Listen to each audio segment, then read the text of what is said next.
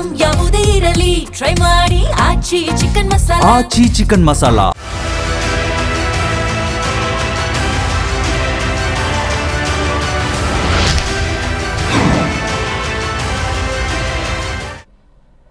ನಮಸ್ಕಾರ, ಮೆಗಾ ಸುದ್ದಿ ವಿಶೇಷ ಕಾರ್ಯಕ್ರಮಕ್ಕೆ ಸ್ವಾಗತ. ನಾನು ಎಂ ಕುಮಾರ್. 10 ದಿನಗಳ ಅವಧಿಯಲ್ಲಿ 3ನೇ ಬಾರಿಗೆ ಪೆಟ್ರೋಲ್ ಡೀಸೆಲ್ ದರವನ್ನು ಏರಿಕೆ ಮಾಡಿ ಕೇಂದ್ರ ಸರ್ಕಾರ ಆದೇಶವನ್ನು ಹೊರಡಿಸಿದೆ. ಆರಂಭದಲ್ಲಿ 3 ರೂಪಾಯಿ, ತದನಂತರ 1 ರೂಪಾಯಿ, ಈಗ ಮತ್ತೆ ಇವತ್ತು 1 ರೂಪಾಯಿ ಏರಿಕೆ ಮಾಡಿ ಜನರ ಜೇಬಿಗೆ ಕತ್ತರಿ ಹಾಕುವಂಥ ಕೆಲಸವನ್ನ ಈ ಸರ್ಕಾರಗಳು ಮಾಡ್ತಾ ಇವೆ. ಹಾಗಾದ್ರೆ ಜನಸಾಮಾನ್ಯರು ಏನು ಮಾಡಬೇಕು ಅನ್ನುವಂಥ ಯಕ್ಷ ಪ್ರಶ್ನೆ ಇದೆ. ವಾಹನ ಸವಾರರು ಪರದಾಡುವಂಥ ಪರಿಸ್ಥಿತಿ, ತಮ್ಮ ಆಕ್ರೋಶವನ್ನ, ಅಸಮಾಧಾನವನ್ನ ಹೊರಹಾಕ್ತಿದ್ದಾರೆ.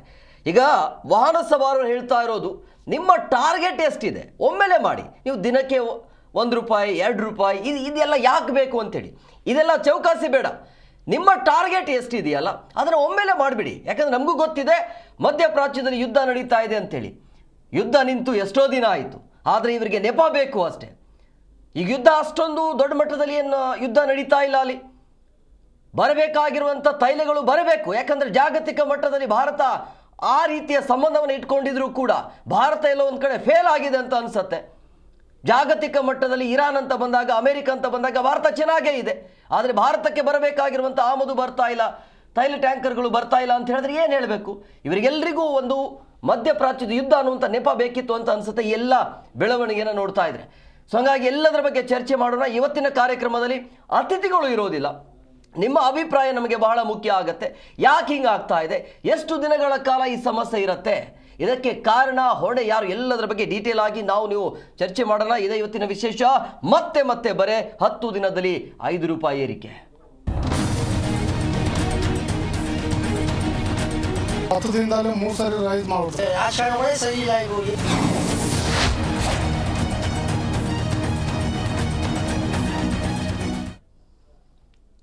ನೋಡಿ, ಪೆಟ್ರೋಲ್ ಡೀಸೆಲ್ ದರವನ್ನು ಮತ್ತೆ ಏರಿಕೆ ಮಾಡಿರುವಂಥ ಹಿನ್ನೆಲೆಯಲ್ಲಿ ಜನ ಅಸಮಾಧಾನವನ್ನು ಹೊರಹಾಕಿದ್ದಾರೆ.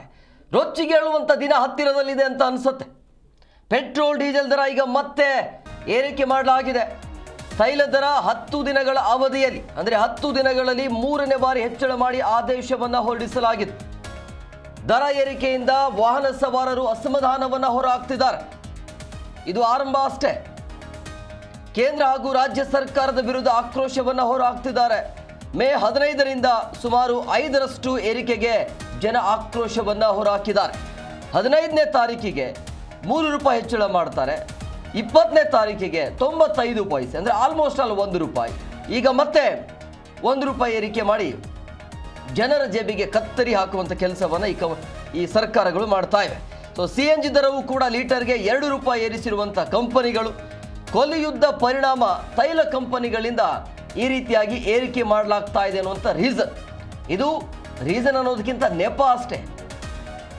ಈಗ ಎಲ್ರಿಗೂ ಗೊತ್ತಿರುವಂಥ ವಿಚಾರ, ಮಧ್ಯಪ್ರಾಚ್ಯದಲ್ಲಿ ಯುದ್ಧ ನಡೀತಾ ಇದೆ. ಯಾಕಂದರೆ ಭಾರತ ದೇಶ ಹೆಚ್ಚಾಗಿ ತೈಲ ವಿಚಾರ ಅಂತ ಬಂದಾಗ ಜಾಸ್ತಿ ನಾವು ಅವಲಂಬಿತರಾಗಿದ್ದೇವೆ ಅನ್ನೋದು ಗೊತ್ತಿರುವಂಥ ವಿಚಾರ. ಅದು ಯಾರಿಗೂ ಗೊತ್ತಿಲ್ಲ, ಎಲ್ರಿಗೂ ಗೊತ್ತಿದೆ. ಬಟ್ ಯಾಕೆ ಎಚ್ಚೆತ್ಕೊಂಡಿಲ್ಲ? 3 ತಿಂಗಳ ಮೇಲಾಯಿತು. ಪರ್ಯಾಯ ವ್ಯವಸ್ಥೆ ಯಾಕಿಲ್ಲ ಅನ್ನೋದು. ಆಮೇಲೆ ಈ 3 ತಿಂಗಳ ಹಿಂದೆ ಆರಂಭದಲ್ಲಿ ಯಾವ ರೀತಿಯಾಗಿ ಮಧ್ಯಪ್ರಾಚ್ಯದಲ್ಲಿ ಯುದ್ಧ ನಡೀತಲ್ಲ, ಆ ರೀತಿಯ ಬೆಳವಣಿಗೆ ಏನಿಲ್ಲ. ಈಗ ಸದ್ಯಕ್ಕೆ ತಾತ್ಕಾಲಿಕವಾಗಿ ಯುದ್ಧಕ್ಕೆ ಬ್ರೇಕ್ ಬಿದ್ದಿದೆ. ಆದರೂ ಕೂಡ ಈ ರೀತಿಯಾಗಿ ದರ ಏರಿಕೆ ಮಾಡೋದು ಎಷ್ಟರ ಮಟ್ಟಿಗೆ ಸರಿ ಅನ್ನೋದು.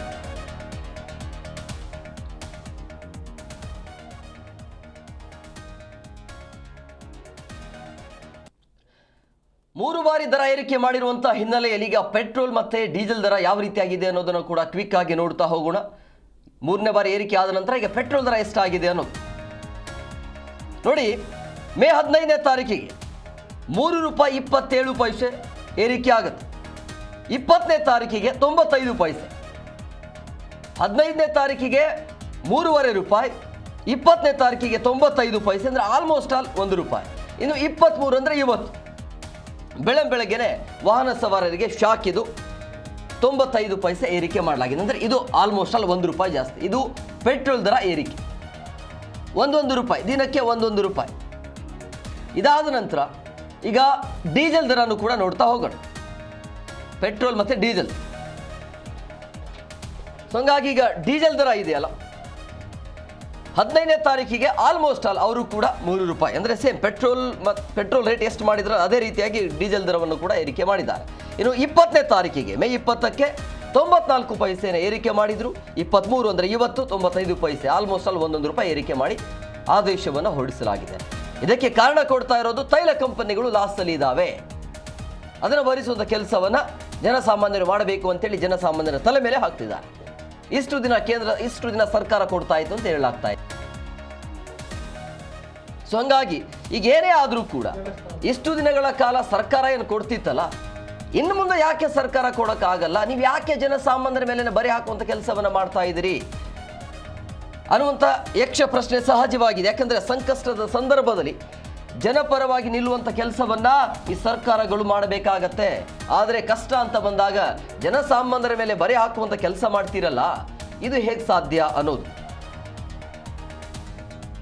ಇನ್ನು ಇದಾದ ನಂತರ ಈ ಪೆಟ್ರೋಲ್ ಡೀಸೆಲ್ ದರ ಏರಿಕೆ ಆದ ನಂತರ ಯಾವ ನಗರದಲ್ಲಿ ಎಷ್ಟೆಷ್ಟು ರೇಟ್ ಇದೆ ಸದ್ಯದ್ದು ಅನ್ನೋದನ್ನು ಕೂಡ ಕ್ವಿಕ್ ಆಗಿ ನೋಡ್ತಾ ಹೋಗೋಣ. ದೆಹಲಿ ಅಂತ ಬಂದಾಗ 99 ರೂಪಾಯಿ, ಆಲ್ಮೋಸ್ಟ್ ಆಲ್ 100 ರುಪೀಸ್, 100 ರೂಪಾಯಿ ದರ ಏರಿಕೆ ಆಗಿದೆ ದೆಹಲಿಯಲ್ಲಿ. ಇನ್ನು ಡೀಸೆಲ್ 92 ಅಲ್ಲಿ. ಇನ್ನು ಕೋಲ್ಕತ್ತಾದಲ್ಲಿ ಹೈಯೆಸ್ಟ್ ಇದು 110.57 ಪೈಸೆ. ಇನ್ನು ಡೀಸೆಲ್ 96 ರೂಪಾಯಿ ಏರಿಕೆ ಆಗಿದೆ. ಇನ್ನು ಮುಂಬೈಯಲ್ಲಿ 107.56 ಪೈಸೆ, ಆಲ್ಮೋಸ್ಟ್ ಆಲ್ 108. ಮುಂಬೈಯಲ್ಲಿ 94 ರೂಪಾಯಿ ಡೀಸೆಲ್ ಆಗಿದೆ. ಇನ್ನು ಚೆನ್ನೈಯಲ್ಲಿ 104 ರೂಪಾಯಿ, ಅಲ್ಲೂ ಕೂಡ 105 ರೂಪಾಯಿ ಆಗುತ್ತೆ. ಇನ್ನು 96 ರೂಪಾಯಿ ಡೀಸೆಲ್ ರೇಟ್ ಆಗಿದೆ ಚೆನ್ನೈಯಲ್ಲಿ. ಇನ್ನು ನಮ್ಮ ಬೆಂಗಳೂರಿಗೆ ಬರಬೇಕಲ್ಲ, ಕರ್ನಾಟಕ ಅಂತ ಬಂದಾಗ 108, ಬೆಂಗಳೂರಲ್ಲಿ 108 ರೂಪಾಯಿ ಏರಿಕೆ ಆಗಿದೆ. ಇದು ಅಷ್ಟೇ ಇರುತ್ತಾ? ಖಂಡಿತವಾಗಿಯೂ ಇರೋದಿಲ್ಲ. ದಿನದಿಂದ ದಿನಕ್ಕೆ ಮತ್ತೆ ರೇಟ್ ಜಾಸ್ತಿ ಮಾಡುವಂಥ ಎಲ್ಲ ಲಕ್ಷಣಗಳು ಅಂತೂ ಕಂಡು ಬರ್ತಾ ಇದೆ.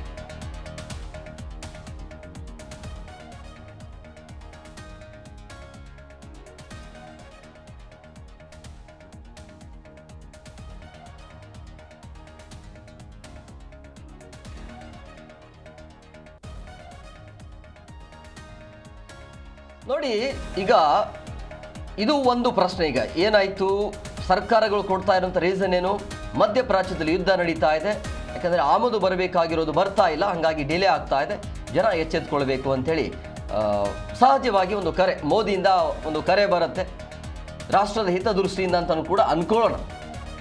ಅಂದರೆ ನೀವು ಪೆಟ್ರೋಲ್ ಡೀಸೆಲನ್ನು ಮಿತವಾಗಿ ಬಳಸಿ, ವಾಹನವನ್ನು ಈ ಸದ್ಯಕ್ಕೆ ಅತಿ ಹೆಚ್ಚಾಗಿ ಬಳಸಕ್ಕೆ ಹೋಗಬೇಡಿ, ಮಿತವಾಗಿ ಬಳಸಿ ಅನ್ನುವಂಥದ್ದು.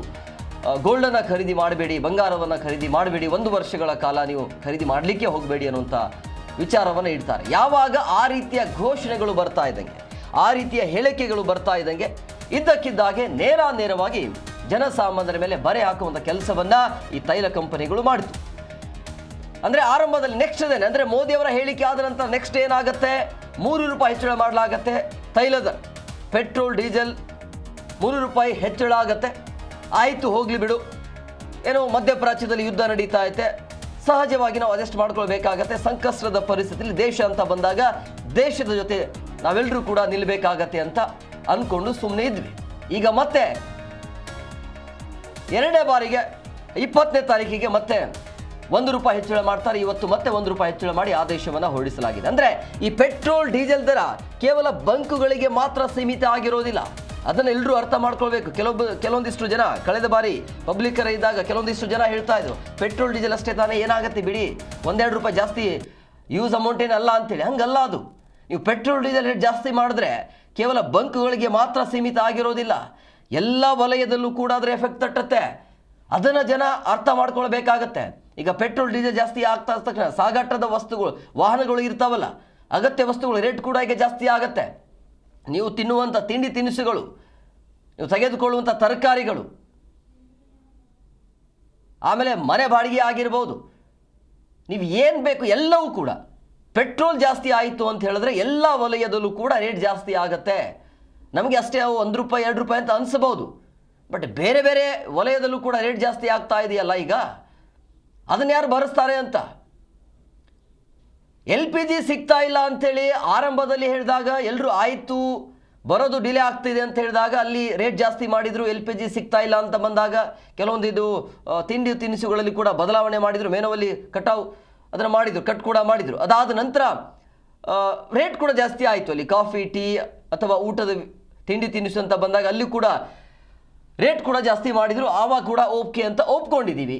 ಈಗ ರೇಟ್ ಜಾಸ್ತಿ ಆಯಿತು, ಈಗ ಮತ್ತೆ ಬರೋದಿಲ್ಲ, ಪೆಟ್ರೋಲ್ ಡೀಸೆಲ್ ಇಲ್ಲ ಅಂತ ಹೇಳಿದ್ರೆ ಮತ್ತೆ ರೇಟ್ ಜಾಸ್ತಿ ಆಗುತ್ತೆ ಅಂತ ಹೇಳಿದ್ರೆ ಒಬ್ಬ ಸಾಮಾನ್ಯ ಜನ ಈ ದೇಶದಲ್ಲಿ ಅಥವಾ ಈ ಭೂಮಿ ಮೇಲೆ ಬದುಕಲೇಬಾರ್ದ ಅನ್ನುವಂಥ ಪ್ರಶ್ನೆ ಈಗ.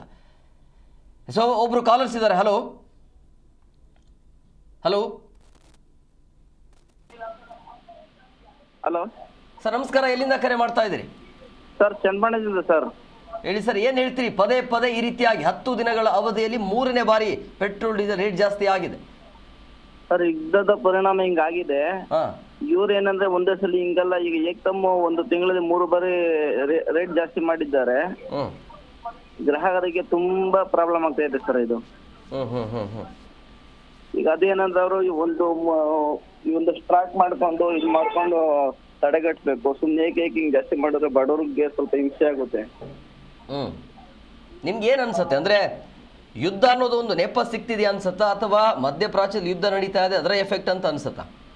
ಸರ್ ಅದ್ರ ಎಫೆಕ್ಟ್ ಇರ್ಬೋದು. ಅಂದ್ರೆ ಇವ್ರಿಗೆಲ್ಲ ಸುಮ್ಮನೆ ಬೇಕಾಬಿಟ್ಟಿ ಜಾಸ್ತಿ ಮಾಡ್ತಾ ಇದಾರೆ. ಈಗ ಸೆಂಟ್ರಲ್ ಗೌರ್ಮೆಂಟ್ ಟ್ಯಾಕ್ಸ್ ಕಮ್ಮಿ ಇರ್ಬೋದು, ಇವರು ಇಲ್ಲಿ ಸ್ವಲ್ಪ ಜಾಸ್ತಿ ಇವರೇ ಹೌದು, correct. Yes sir, thank you sir.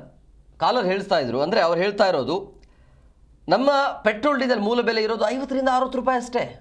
ನಮ್ಮ ಕೈಗೆ ಸಿಗ್ತಾ ಇರೋದು 108 ರೂಪಾಯಿ. ಈಗ ಪೆಟ್ರೋಲ್ದು ಮೂಲ ಬೆಲೆ ಇರೋದು 60 ರೂಪಾಯಿ ಮಾತ್ರ. ಅಂದರೆ ಕೇಂದ್ರ ಸರ್ಕಾರ ಟ್ಯಾಕ್ಸ್ ಹಾಕಿ ಅಲ್ಲಿಂದ ರಾಜ್ಯ ಸರ್ಕಾರ ಟ್ಯಾಕ್ಸ್ ವಿಪರೀತವಾಗಿದೆ. 20 ರಿಂದ 30% ಟ್ಯಾಕ್ಸ್ ರಾಜ್ಯ ಸರ್ಕಾರ ಹಾಕ್ತಾ ಇರೋದು. ಹಾಗಾಗಿ ಇಲ್ಲಿ 108 ರೂಪಾಯಿ ಏರಿಕೆ ಆಗಿದೆ ನಮ್ಮ ರಾಜ್ಯದಲ್ಲಿ. ಇದೇ ಸಿಕ್ಕಿದ್ದು ಚಾನ್ಸು ರಾಜ್ಯ ಸರ್ಕಾರಕ್ಕೆ. ಯಾಕೆಂದರೆ ಗ್ಯಾರಂಟಿಗೆ ಬೇಕಲ್ಲ ದುಡ್ಡು. ಸರ್ಕಾರ ನಡೆಯೋದು ಹೇಗೆ? ನೀವು ಎಲ್ಲರೂ ದುಡ್ಡು ಕೊಟ್ಟರೆ ಮಾತ್ರ ಸರ್ಕಾರ ನಡೆಯೋದು, ನಾವು ಟ್ಯಾಕ್ಸ್ ಕಟ್ಟರೆ ಮಾತ್ರನೇ ಸರ್ಕಾರ ನಡೆಯೋದು. ಸರ್ಕಾರಕ್ಕೆ ದುಡ್ಡು ಎಲ್ಲಿಂದ ಬರುತ್ತೆ? ಆಮೇಲೆ ಎಣ್ಣೆ ರೇಟ್ ಕೂಡ ಜಾಸ್ತಿ ಆಗಿದೆ. 20 ರಿಂದ 30 ರೂಪಾಯಿ ಅದನ್ನು ಕೂಡ ರೇಟ್ ಜಾಸ್ತಿ ಮಾಡಿದ್ದಾರೆ. ಇದು ಜನಸಾಮಾನ್ಯರಿಗೆ ಅರ್ಥ ಆಗ್ತಾ ಇಲ್ಲ. ಕೆಲವೊಂದಿಷ್ಟು ಹೇಳ್ತಾ ಇರೋದು ಕೇಂದ್ರ ಸರ್ಕಾರದ ಅಷ್ಟೇ ಅಲ್ಲ ಇದರಲ್ಲಿ ಭಾಗಿಯಾಗಿರೋದು, ರಾಜ್ಯ ಸರ್ಕಾರದ ಕೂಡ ದೊಡ್ಡ ಪಾತ್ರ ಇದೆ ಇದರಲ್ಲಿ. ಯಾಕೆಂದರೆ ಒಂದು ನೆಪ ಅಷ್ಟೇ ಮಧ್ಯಪ್ರಾಚ್ಯ ಅನ್ನೋದು. ಮತ್ತೊಬ್ರು ಕಾಲರ್ಸ್ ಇದ್ದಾರೆ. ಹಲೋ ಹಲೋ ಸರ್ ನಮಸ್ಕಾರ. ಹೇಳಿ ಸರ್, ಏನು ಹೇಳ್ತೀರಿ? ಈ ಒಂದು ಪದೇ ಪದೇ ಬೇಜವಾಬ್ದಾರಿತನದ ಹೇಳಿಕೆಗಳು ಕೇಂದ್ರ ಸರ್ಕಾರದ್ದು ರಾಜ್ಯ ಸರ್ಕಾರದ್ದು ಕೇಳಿದ್ರೆ ಯುದ್ಧ ಅಂತ ಹೇಳ್ತಾರೆ. ಬಟ್ ಇಲ್ಲಿ ಸಮಸ್ಯೆ ಆಗ್ತಾ ಇರೋ ಜನಸಾಮಾನ್ಯರ ಮೇಲೆ. ಜನಸಾಮಾನ್ಯ ಅದೇ ಸರ್, ಇವಾಗ ಪೆಟ್ರೋಲ್ ಒಂದು ಆಯ್ತು ಅಂದ್ರೆ ಪ್ರತಿಯೊಂದು ಇದಾಗುತ್ತಲ್ಲ ಸರ್.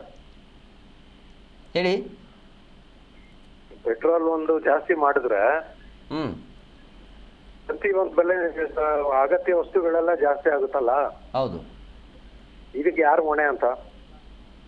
ನಮ್ಮ ಪ್ರಶ್ನೆ ಅದೇನೇ. ಈಗ ಪೆಟ್ರೋಲ್ ಅಂದ್ರೆ ಕೇವಲ ಬಂಕ್ಗಳಿಗೆ ಮಾತ್ರ ಸೀಮಿತ ಇರೋದಿಲ್ಲ, ಎಲ್ಲಾ ವಲಯದಲ್ಲೂ ಕೂಡ ಈಗ ರೇಟ್ ಜಾಸ್ತಿ ಆಗುತ್ತೆ. ಇವರು ಯಾವ್ದನ ಒಂದು ತರ ಮಾಡಿ ಒಂದು ಸಲ ಇದು ಮಾಡಿ ನಿಲ್ಸ್ಬೇಕು. ಈ ತರ ಮಾಡಿದ್ರೆ ಜನಸಾಮಾನ್ಯರಿಗೆ ಏನಾಗುತ್ತೆ? ಇದೆಲ್ಲ ಗಿಮಿಕ್ ಅಂತ ಅನ್ಸತ್ತಾ ನಿಮಗೆ? ಸುಖ ಸುಮ್ಮನೆ ಯಾವುದೋ ಒಂದು ನೆಪ ಬೇಕಾಗಿತ್ತು ಅಂತ ಅನ್ಸತ್ತಾ? ಯಾಕಂದ್ರೆ ಎಲೆಕ್ಷನ್ ಟೈಮಲ್ಲಿ ಸಿಕ್ಕಾಪಟ್ಟೆ ಓಡಾಡಿ ಮಜಾ ಮಾಡಿ ರ್ಯಾಲಿ ಮಾಡಿ ಸಭೆಗಳ ಮೇಲೆ ಸಭೆ ಮಾಡಿ ಆವಾಗ ಅವ್ರಿಗೇನು ಸಮಸ್ಯೆ ಆಗಿರ್ಲಿಲ್ಲ. ಎಲ್ಲ ಮುಕ್ತಾಯ ಆಯ್ತು, ಈಗ ಅವ್ರದ್ದು ಮುಗೀತು. ಏನೇ ಇದ್ರೂ ಕೂಡ ಟಾರ್ಗೆಟ್ ಇರೋದು ನಾವು ನೀವುಗಳು. ಅವರು ಎಲೆಕ್ಷನ್ ಕಾಯೋರ್ಗೆನೆ ಇದ್ರಲ್ಲ ಅವರು, ಅದಕ್ಕೋಸ್ಕರನೇ. ಅಂದ್ರೆ ಯಾರ್ದು ವೈಫಲ್ಯ ಅಂತ ಹೇಳ್ತೀರಿ? ಕೇಂದ್ರ ಸರ್ಕಾರದ, ರಾಜ್ಯ ಸರ್ಕಾರ? ವೈಫಲ್ಯ ಯಾರ್ದು ಅಂದ್ರೆ ಸರ್ಕಾರದೇ ವೈಫಲ್ಯ ಸರ್. What next? ಏನ್ ಮಾಡಬೇಕು ಅಂತ ಹೇಳಿ? ಈಗ ಯುದ್ಧ ಆರಂಭ ಆಗಿ 3 ತಿಂಗಳಾದ್ರೂ ಕೂಡ ಪರ್ಯಾಯ ವ್ಯವಸ್ಥೆನ ಮಾಡಿಕೊಂಡಿಲ್ಲ ನಮ್ಮ ಭಾರತ ಸರ್ಕಾರ. ಬಟ್ ಎಲ್ಲೋ ಒಂದ್ ಕಡೆ ಫೇಲ್ ಆಯ್ತು ಅಂತ ಅನ್ಸತ್ತಾ ಈ ವಿಚಾರದಲ್ಲಿ? ಈ ವಿಚಾರದಲ್ಲಿ ಯುದ್ಧ ನಡೆಯುವಂತ ಸಂದರ್ಭದಲ್ಲಿ ಪರ್ಯಾಯ ವ್ಯವಸ್ಥೆಯನ್ನ ಕಂಡುಕೊಳ್ಳುವಲ್ಲಿ ಭಾರತ ಫೇಲ್ ಆಯ್ತು ಅಂತ ಅನ್ಸತ್ತಾ? ಹೌದು ಸರ್.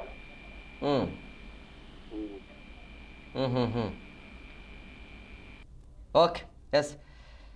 ಸಹಜವಾಗಿ ಈಗ ಜನ ಹೇಳ್ತಾ ಇರೋದು ಅದೇ, ನಿಮ್ಮ ಟಾರ್ಗೆಟ್ ಏನಿದೆ ಅದನ್ನು ಒಮ್ಮೆಲೆ ಮಾಡಿ. ನೀವು ಯಾಕೆ ಪೈಸೆ ಮುಖಾಂತರ 1 ರೂಪಾಯಿ ಮುಖಾಂತರ ಯಾಕೆ ಬರ್ತಾ ಇದ್ದೀರಿ ಅಂತ? ನಿಮ್ಮ ಗೋಲ್ ಏನಿದೆ? ನಿಮ್ಮ ಟಾರ್ಗೆಟ್ ಎಷ್ಟಾಗಬೇಕು? 10 ರೂಪಾಯಿ ಹೆಚ್ಚಳ ಮಾಡಬೇಕಾ, 20 ಮಾಡಬೇಕಾ? ಅದೆಲ್ಲ ಒಂದು ಜನಸಾಮಾನ್ಯರು ತಗೊಳ್ಳಲ್ಲ ಅಂತಲ್ಲ. ಯಾಕಂದರೆ ನಿಮಗೆ ಗೊತ್ತಿರುವಂಥ ವಿಚಾರ ಏನೇ ಹಬ್ಬ ಅಂದರೆ ಏನಿದ್ರು ಈ ರೀತಿಯಾಗಿ ಟಿ ವಿಯಲ್ಲಿ ಕೂತ್ಕೊಂಡು ಮಾತಾಡ್ಬಾರ್ದು, ಇಲ್ಲ ಅಂದರೆ ಬೀದಿಗೆ ಬಂದು ಹೋರಾಟ ಮಾಡ್ಬೋದು. ಅಂದ್ಬಿಟ್ರೆ ಇನ್ನೇನು ಮಾಡಲಿಕ್ಕೆ ಸಾಧ್ಯ ಅನ್ನೋದು ಲೆಕ್ಕಾಚಾರ ಇರೋದು ಈ ಒಂದು ಸರ್ಕಾರಗಳಿಗೆ. ಸೊ ಹಂಗಾಗಿ ದೊಡ್ಡ ಮಟ್ಟದಲ್ಲಿ ಎಫೆಕ್ಟ್ ಆಗಲ್ಲ ಅಂತ ಅವರು ಅಂದ್ಕೊಂಡಿದ್ದಾರೆ. ಬಟ್ ಖಂಡಿತವಾಗಿಯೂ ಕೂಡ ಆಗುತ್ತೆ ಈ ರೀತಿಯಾಗಿ ಬೇಕಾಬಿಟ್ಟಿಯಾಗಿ ರೇಟ್ ಜಾಸ್ತಿ ಮಾಡಿದ್ರೆ. ಕೆಲವೊಬ್ರು ಹೇಳ್ಬೋದು, ನಿಮ್ಗೆ ಹೇಗೆ ಅನಿಸ್ತಾ ಇದೆ, ಯಾಕೆ ಯುದ್ಧ ಮಧ್ಯಪ್ರಾಚ್ಯದಲ್ಲಿ ಯುದ್ಧ ನಡೀತಾ ಇರೋದು ನಿಮ್ಮ ಕಣ್ಮುಂದೆ ಇಲ್ವಾ ಅಂತ ಕೇಳಬಹುದು. ಅದು ಒಂದು ನೆಪ ಅಷ್ಟೇ. ಪರ್ಯಾಯ ವ್ಯವಸ್ಥೆ ಯಾಕಿಲ್ಲ ಅನ್ನೋದು. 3 ತಿಂಗಳಾಯಿತು ಯುದ್ಧ, ಏನು ನಿನ್ನೆ ಮೊನ್ನೆದಲ್ಲ, ಅಥವಾ ನಮ್ಮ ದೇಶದಲ್ಲಿ ಏನು ನಡೀತಾ ಇಲ್ಲ. ನಮ್ಮ ದೇಶದಲ್ಲಿ ಯುದ್ಧ ಏನಾದರೂ ಆಗಿದೆ ಆದಲ್ಲಿ 200-300 ತನಕ ಹೋದರೂ ಕೂಡ ಸಮಸ್ಯೆ ಇರ್ತಿರಲಿಲ್ಲ. ಯಾಕಂದ್ರೆ ನಾವೆಲ್ಲರೂ ಕೂಡ ಭಾರತ ಜೊತೆ ನಿಲ್ಲಬೇಕು ಅಂತ ಒಂದು ಸ್ಟ್ಯಾಂಡಲ್ಲಿ ನಿಲ್ತಾ ಇದ್ದೀವಿ. ಈ ಬಗ್ಗೆ ಮತ್ತಷ್ಟು ಮಾತಾಡೋಣ. ಈಗ ಒಬ್ರು ಕಾಲರ್ಸ್ ಇದ್ದಾರೆ. ಹಲೋ ಮಲ್ಲಿಕಾರ್ಜುನ್ ಸರ್, ನಮಸ್ಕಾರ. ನಮಸ್ಕಾರ ಸರ್. ಸರ್ ಎಲ್ಲಿಂದ? ಸರ್ ಗುಂಡ್ಲಪೇಟೆಯಿಂದ. ಏನು ಹೇಳ್ತೀರಿ? ಏನ್ ಮಾಡಕ ಸರ್, ಈಗ ನಮ್ ಜನನು ಕರೆಕ್ಟ್ ಆಗಿರೋ ಸರ್ಕಾರ ಆಯ್ಕೆ ಮಾಡ್ತಾ ಇಲ್ಲ. ಈಗ ಕೇಂದ್ರದಿಂದ ಅವರು ಕರೆಕ್ಟ್ ಆಗಿ ಆಳ್ವಿಕೆ ಮಾಡ್ತಾ ಇಲ್ಲ. ಇಲ್ಲ ಇವ್ರಿಗೆ ಎಷ್ಟು ಬೇಕು ಅನ್ನೋದ ಸಾಕ ಒಂದ್ 6 ತಿಂಗಳು ಓದ್ತಿಕಾಗಷ್ಟ ಇವ್ರು ಬದುಕತಾ ಇಲ್ಲ. ಈಗ ಏನಾಗ್ಬಿಡಿದೆ ಅಂದ್ರೆ ಸರ್, ನಮ್ದು ಸರ್ಕಾರ ಅಲ್ಲಿ ಅಂಗಡಿಲಿ ತರಬೇಕು, ಮನೇಲಿ ಅಡ್ಗೆ ಮಾಡ್ಬೇಕು, ಹಂಗ ಆ ರೀತಿ ಅವ್ರು. ಅಂದ್ರೆ ಏನ್ ಪ್ಲಾನ್ ಏನಿರಬಹುದು ಇವ್ರದ್ದು ಅಂತಂದ್ರೆ, ಏನೇ ಸಮಸ್ಯೆ ಆದ್ರೂ ಕೂಡ ಜನರ ಮೇಲೆನೆ ಬರಿ ಹಾಕುವಂತ ಕೆಲಸನ ಸರ್. ಈಗ ಏನಾಗದಂದ್ರೆ ಪ್ಲಾನ್ ಏನೇ ಇದ್ರು ಸರ್, ಅವರು ದೊಡ್ಡ ದೊಡ್ಡ ಕಂಪ್ನಿಗಾಗ್ಲಿ ಅವ್ರ ರಾಜಕೀಯದವ್ರು ಅವ್ರಿಗಾಗ್ಲಿ ಅವ್ರ ಅನುಕೂಲ ಅವ್ರು ಮಾಡ್ಕೊಂಡಿರ್ತಾರ. ಹೊರ ಬೆಳ್ತಾ ಇರೋದೇ ನಮ್ ರೈತರ ಮೇಲೆ ಸರ್. ಅದು ಅಂದ್ರೆ ಜನರ ಸಮಸ್ಯೆನ ಕೇಳುವಂತ ಯಾವುದೇ ಜನಪ್ರತಿನಿಧಿಗಳು ನಮ್ಮಲ್ಲಿ ಇಲ್ಲ, ಸರ್ಕಾರಗಳು ಇಲ್ಲ ಅಂತ ಹೇಳ್ತಾ ಇದ್ರಿ. ಹೌದು ಸರ್, ಜನಪ್ರತಿನಿಧಿಗೋಸ್ಕರ ಸಪೋರ್ಟ್ ಕೊಡಂತ ಸರ್ಕಾರ ಯಾವ್ದು ಇಲ್ಲ. ನಮ್ ರೈತರಿಗೆ ಹೆಲ್ಪ್ ಮಾಡಂತ ಸರ್ಕಾರ ಯಾವ್ದು ಇಲ್ಲ ಸರ್. ಹಾಗಾದ್ರೆ ಈ ದೇಶಕ್ಕೆ ರಾಜಕೀಯ ಬೇಕಾ ಅಂತ ಪ್ರಶ್ನೆ. ಈಗ ರಾಜಕೀಯ ಬೇಕಿಲ್ಲ ಸರ್. ಇನ್ನು ಕಾಲದ ರಾಜಕೀಯನೇ ಚೆನ್ನಾಗಿ, ರಾಜರ ಕಾಲದಲ್ಲೇ ಚೆನ್ನಾಗಿತ್ತು. ಏನೇನ್ ಸಮಸ್ಯೆ ಆಗ್ತಾ ಇದೆ ಈಗ? ಡೀಸೆಲ್ ಪೆಟ್ರೋಲ್ ಎಲ್ಲ ಜಾಸ್ತಿ ಆಯ್ತದಲ್ಲ, ಎಲ್ಲಕ್ಕೂ ಸಮಸ್ಯೆ ಬೀಳ್ತಾ ಇದೆ ಸರ್. ಈಗ ಹೆಂಗೆ ಹೋಟೆಲ್ಗಳಲ್ಲಿ ಹೋಟೆಲ್ಗಳ ಸಮಸ್ಯೆ ಬೀಳ್ತಾ ಇದೆ, ಡೀಸೆಲ್ ಪೆಟ್ರೋಲ್ ವೆಹಿಕಲ್ಗಳಿಗೆಲ್ಲ ಸಮಸ್ಯೆ ಬೀಳ್ತಾ ಇದೆ. ಯಾರ್ ಸರ್ ಮಾಡ್ಬೇಕು ಅಂತಾನೆ ಗೊತ್ತಾಯ್ತಾ ಇಲ್ಲ. ಈಗ ಸರಿ ಮಾಡೋರು ಅವರೇ ಸರ್. ಈಗ ಸರಿ ಮಾಡ್ಬೇಕು ಅಂತ ಅವ್ರು ನಾವು ಅಲ್ಲಿ ಕೂಡ್ಸಿದೀವಿ, ಬಟ್ ಅವರೇ ಸರಿ ಮಾಡಲ್ಲ ಅಂತ ಬಂದಾಗ ಯಾರಿಗೆ ಹೇಳಬೇಕು ಅನ್ನೋದು. ಈಗ ಅವ್ರು ಹೇಳ್ತಿದ್ದಾರೆ ಪೆಟ್ರೋಲ್ ಡೀಸೆಲ್ ಅನ್ನ ಕಡಿಮೆ ಬಳಕೆ ಮಾಡಿ ಅಂತ ಹೇಳಿ. ಈಗ ಒಂದು ಸಿಂಪಲ್ ಆಗಿ ಒಂದು ಲಾಜಿಕ್ ಅರ್ಥ ಮಾಡ್ಕೊಳ್ಬೇಕು. ಪೆಟ್ರೋಲ್ ಡೀಸೆಲ್ ಬರ್ತಿಲ್ಲ ಅಂದಾಗ ನೀವು ಯಾಕೆ ರೇಟ್ ಜಾಸ್ತಿ ಮಾಡ್ತೀರಿ? ಬಂದಿಲ್ಲ ಅಂದಾಗ ರೇಟ್ ಹೇಗೆ ಜಾಸ್ತಿ ಮಾಡ್ತೀರಿ ಅಂತ. ಕರೆಕ್ಟ್. ಈಗ ಬಂದಿಲ್ಲ ನಿಲ್ಸ್ಬಿಡ್ಬೇಕು. ನೀವು ಪೆಟ್ರೋಲ್ ಡೀಸೆಲ್ ಬರ್ತಾ ಇಲ್ಲ ಅಂತ ಹೇಳ್ತೀರಿ, ರೇಟ್ ಅನ್ನ ವಿಪರೀತ ಗಗನಕ್ಕೆ ತಗೊಂಡು ಹೋಗ್ತಾ ಇದ್ರಿ. ಈಗ ಅದು ಪೆಟ್ರೋಲ್ ಡೀಸೆಲ್ ಬರ್ತಾರ ಅಂತ ಹೇಳಿದಾಗ ಇವರು ಜಾಸ್ತಿ ಕೊಟ್ಬಿಡ್ತಕ್ಕಂತಾರೆ. ರೇಟ್ ಜಾಸ್ತಿ ಕೊಡೋದ್ರಲ್ಲಿ ಅದಕ್ಕೊಂದು ಅರ್ಥ ಇರುತ್ತೆ. ಪೆಟ್ರೋಲ್ ಡೀಸೆಲ್ ಬರ್ತಾ ಇಲ್ಲ ಅಂತ ಹೇಳ್ತಾರೆ, ರೇಟ್ ಜಾಸ್ತಿ ಮಾಡ್ತಾರೆ. ಹೌದು ಸರ್. ಈಗ ಇವ್ರಿಗೆ ಪದಾರ್ಥ ಬೇಕು, ತತ್ತೀವಿ, ಜನಗಳಿಗೆ ಕೊಡ್ತೀವಿ, ಜನಗಳಿಗೆ ಹೆಲ್ಪ್ ಮಾಡ್ತೀವಿ ಅಂತ ಇವ್ರ ಹತ್ರ ಯಾಕೆ ನಮ್ ರೈತರಿಗೆ ಏನು ಕೊಡ್ತಾ ಇಲ್ಲ ಅವರು? ನಮ್ ರೈತ ಬೆಳೆಯಲ್ಲ. ಅಲ್ಲ ಈಗ ಈಗ ಈ ಎಲ್ಲದಕ್ಕಿಂತ ಹೆಚ್ಚಾಗಿ ರೈತರಿಗೆ ಈ ಬಾರಿ ಬಹಳ ಸಮಸ್ಯೆ ಆಗತ್ತೆ. ರಸಗೊಬ್ಬರ ಸಿಗೋದು ಬಹಳ ಕಷ್ಟ ಈ ಬಾರಿ.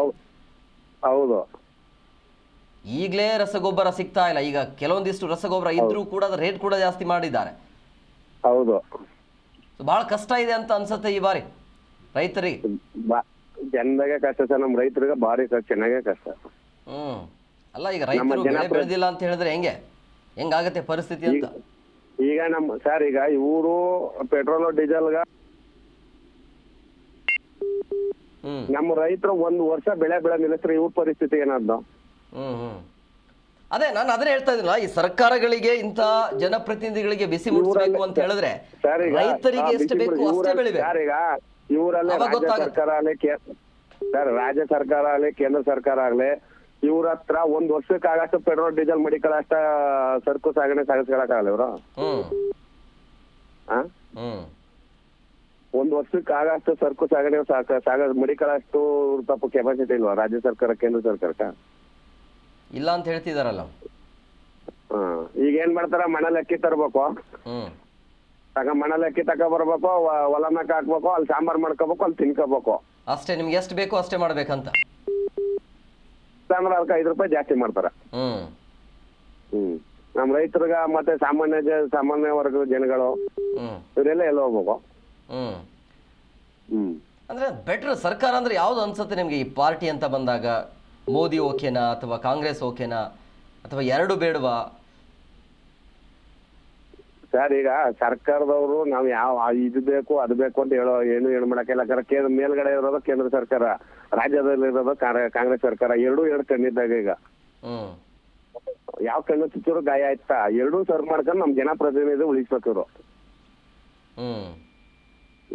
ಇವರು ಸರ್ಕಾರದಲ್ಲಿ ಇವ್ರು ಜಾಸ್ತಿ ಮಾಡೋರು ಅವ್ರು ಜಾಸ್ತಿ ಮಾಡೋರು ಇವ್ರು ರಾಜಕೀಯಕ್ಕೋಸ್ಕರ ಇವ್ರು ಹೊಡೆದಾಡ್ಕೊ ಹೋದಾಗ ನೋಡೋಣ ರಾಜಕೀಯದವ್ರಿಗೆ ಏನ್ ಮಾಡ್ತಾರೆ ಅಂತ ಹೇಳಿ. ಈಗ ಜನಸಾಮಾನ್ಯರ ಪ್ರಶ್ನೆ ಏನು ಅಂತ ಹೇಳಿದ್ರೆ, ಸಂಕಷ್ಟದಲ್ಲಿ ಭಾರತ ಇದೆ, ಈ ಸಂದಿಗ್ಧ ಪರಿಸ್ಥಿತಿಯಲ್ಲಿ ಭಾರತ ಪರವಾಗಿ ನಿಲ್ಲಬೇಕು ಅನ್ನೋದು ಎಲ್ರಿಗೂ ಗೊತ್ತಿರುವಂಥ ವಿಚಾರ. ಕಾಮನ್ ಪ್ರಶ್ನೆ, ಅದು ಕಾಮನ್ ವಿಚಾರ ಎಲ್ರಿಗೂ ಕೂಡ. ಆದರೆ ಈ ಸಂದಿಗ್ಧ ಪರಿಸ್ಥಿತಿಯಲ್ಲಿ ಜನರ ಪರವಾಗಿ ಸರ್ಕಾರಗಳು ಯಾಕೆ ನಿಲ್ಲೋದಿಲ್ಲ ಅನ್ನೋಂಥ ಯಕ್ಷ ಪ್ರಶ್ನೆ. ಈಗ ಲಾಸಲ್ಲಿ ಇದೆಯಲ್ಲ, ನೀವು ಯಾಕೆ ಅಲ್ಲಿ ಇಲ್ಲಿ ದುಡ್ಡನ್ನು ವೆಸ್ಟ್ ಮಾಡ್ತಾ ಇದ್ದೀರಿ? ಗ್ಯಾರಂಟಿಗಳನ್ನು ಯಾಕೆ ಕೊಡ್ತಾರೆ? ಗ್ಯಾರಂಟಿ ಕಟ್ ಮಾಡಿ. ಈ ಸಂಕಷ್ಟ ಪರಿಸ್ಥಿತಿ ಗ್ಯಾರಂಟಿ ಬದಲಾಗಿ ಈಗ ಎಲ್ಲೆಲ್ಲಿ ತೈಲ ಕಂಪನಿಗಳು ಲಾಸಲ್ಲಿ ಇದಾವಲ್ಲ, ಆ ಕಂಪನಿಗಳಿಗೆ ಹಂಚಿ ನೀವು ಕೊಡಿ, ಏನಾಗುತ್ತೆ? ಕೇಳಿದ್ರೆ ಬೇರೆ ದೇಶಗಳಲ್ಲಿ ವಿಪರೀತವಾಗಿ ರೇಟ್ ಇದೆ ಅಂತೇಳಿ ನೀವು ಬೇರೆ ದೇಶಕ್ಕೆ ಹೋಲಿಕೆ ಮಾಡಲಿಕ್ಕೆ ಹೋಗಬೇಡಿ. ಯಾಕಂದರೆ ಬೇರೆ ದೇಶದ ಆದಾಯ ಬೇರೆ, ನಮ್ಮ ದೇಶ ಆದಾಯ ಬೇರೆ. ಜನ 10-15 ಸಾವಿರಕ್ಕೆ ಪರದಾಡುವಂಥ ಪರಿಸ್ಥಿತಿ ಆಗ್ತಾ ಇದೆ. ಇಲ್ಲಿ 10-15 ಸಾವಿರದಲ್ಲಿ ಜನ ಬದುಕುವಂಥ ಪರಿಸ್ಥಿತಿ ಇದೆ. ಆಗತ್ತಾ ಅದು? ಬೇರೆಯವರಿಗೆ ಸಂಬಳ ಜಾಸ್ತಿ ಇದೆ, ರೇಟ್ ಜಾಸ್ತಿ ಇರುತ್ತೆ. ಲಕ್ಷ ಲಕ್ಷ ಸಂಬಳ ಇದೆ, ಅದರಲ್ಲಿ ದೊಡ್ಡ ಮ್ಯಾಟ್ರೇ ಆಗೋದಿಲ್ಲ. 20-30 ಸಾವಿರ ಇರುವಂಥ ಒಬ್ಬ ವ್ಯಕ್ತಿ ತನ್ನ ಮಕ್ಕಳನ್ನು, ಸಂಸಾರವನ್ನು, ಮಕ್ಕಳ ಫೀಸನ್ನು ನಿಭಾಯಿಸೋದು ಹೇಗೆ ಸಾಧ್ಯ ಆಗುತ್ತೆ? ಒಂದು 20 ಸಾವಿರ ಸಂಬಳದಲ್ಲಿ ಸಂಬಳ ಜಾಸ್ತಿ ಮಾಡಿ ನೀವು ರೇಟ್ ಜಾಸ್ತಿ ಮಾಡಿ, ಯಾರು ಬೇಡ ಅಂತಾರೆ? ಇರೋದು 15 ಸಾವಿರ ಸಂಬಳ, 15 ಸಾವಿರಲ್ಲಿ ಹೆಚ್ಚುವರಿಯಾಗಿ 5 ಸಾವಿರ ಕಿತ್ಕೊಳ್ತೀರಿ ಅಂತ ಹೇಳಿದ್ರೆ ಉಳಿದಿರುವಂಥ ಬಜೆಟಲ್ಲಿ ಹೇಗೆ ಸಂಸಾರವನ್ನು ನಿಭಾಯಿಸೋದು? ಎಸ್, ಮತ್ತೊಬ್ಬರು ಕಾಲಿಸಿದ್ದಾರೆ. ಹಲೋ ಹಲೋ ಸರ್, ನಮಸ್ಕಾರ. ನಮಸ್ಕಾರ ಸರ್, ಎಲ್ಲಿಂದ ಕರೆ ಮಾಡ್ತಾ ಇದ್ರಿ? ಸರ್, ನಾವು ತುಮಕೂರು ಡಿಸ್ಟಿಕ್ಕು ತಿಪ್ಪೂರು ತಾಲೂಕು ಬಳುವನೀರ್ಲು ಅನ್ನೋ ಗ್ರಾಮದಿಂದ ಮಾತಾಡ್ತಾ ಇದ್ದೀನಿ ಸರ್. ನನ್ನ ಹೆಸರು ಪ್ರಣೀಶ್ ಅಂತ ಹೇಳಿ. ಹಾಂ ಸರ್. ಸರ್, ಇದಕ್ಕೆ ಪೆಟ್ರೋಲ್ ರೇಟು ಡೀಸೆಲ್ ರೇಟು ಜಾಸ್ತಿ ಆಗಿರೋದಕ್ಕೆ ಕೇಂದ್ರ ಸರ್ಕಾರ ಹೊಡೆ ಅಂತ ಹೇಳಕ್ಕಾಗಲ್ಲ. ಇದು ಕೊಲ್ಲಿ ಯುದ್ಧಗಳಿಂದ ಆಗಿರೋ ಪರಿಣಾಮ ಅಂತ ನಾನು ಭಾವಿಸ್ತೀನಿ. ಬಟ್ ಬೇರೆ ದೇಶಗಳನ್ನ ಹೋಲಿಸ್ಕೊಂಡ್ರೆ ಭಾರತದಲ್ಲಿ ತೀರಾ ಏನ್ ಜಾಸ್ತಿ ಆಗಿದೆ ಅಂತ ಅನ್ನಿಸ್ತಾ ಇಲ್ಲ. ಹೌದು. ಬಟ್ ಇದನ್ನ ಕರ್ನಾಟಕದಲ್ಲಿ ಟ್ಯಾಕ್ಸ್ ಜಾಸ್ತಿ ಮಾಡ್ಯಾರಲ್ಲ, ಅವ್ರೊಂದ್ ಸ್ವಲ್ಪ ಕಮ್ಮಿ ಮಾಡಿದ್ರೆ ಜನಗಳಿಗೆ ಸ್ವಲ್ಪ ಹೊರೆ ಕಮ್ಮಿ ಆಗತ್ತೆ ಅಂತ ಅನ್ಸುತ್ತೆ. ನಿಮ್ದೊಂದು ಪಾಯಿಂಟ್ ಅರ್ಥ ಆಯ್ತು ನನಗೆ. ಈಗ ಇನ್ನೊಂದು ವಿಚಾರ, ಪೆಟ್ರೋಲ್ ಡೀಸೆಲ್ ಅಂತ ಬಂದಾಗ ಪೆಟ್ರೋಲ್ ಡೀಸೆಲ್ ಅಷ್ಟೇ ಅಲ್ಲ ಸರ್, ಎಲ್ಲ ಆಯಾಮದ ಎಲ್ಲ ವಲಯದಲ್ಲೂ ಕೂಡ ಈಗ ರೇಟ್ ಜಾಸ್ತಿ ಆಗಿದೆ. ಇದು ಮತ್ತೆ ₹1 ₹2 ಅಷ್ಟೇ ಸಮಸ್ಯೆ ಅಲ್ಲ. ಇದು ಸಮಸ್ಯೆ ಆಗ್ತಾ ಇರೋದು ಎಲ್ಲಾ ವಲಯದಲ್ಲೂ ಕೂಡ. ನೀವು ತಿನ್ನುವಂತ ತಿಂಡಿ ತಿನಿಸುಗಳ ರೇಟ್ ಜಾಸ್ತಿ ಆಗಿದೆ, ಕಾಫಿ ಟೀ ರೇಟ್ ಜಾಸ್ತಿ ಆಗಿದೆ, ತರಕಾರಿಗಳ ರೇಟ್ ಜಾಸ್ತಿ ಆಗಿದೆ. ಹೌದು ಗುರುಗಳೇ. ಆಮೇಲೆ ನೀವು ಓಡಾಡುವಂತ ಬಸ್ ಟಿಕೆಟ್ ರೇಟ್ ಜಾಸ್ತಿ ಆಗಿದೆ. ಯಾರು ಭರಿಸ್ತಾರೆ ಅಂತ ಹೇಳ್ತಾ ಇರೋದು? ನಮ್ಮ ಮ್ಯಾಟ್ರಿ ಪೆಟ್ರೋಲ್ ಡೀಸೆಲ್ ₹1 ₹2 ದೊಡ್ಡ ವಿಷಯನೇ ಅಲ್ಲ.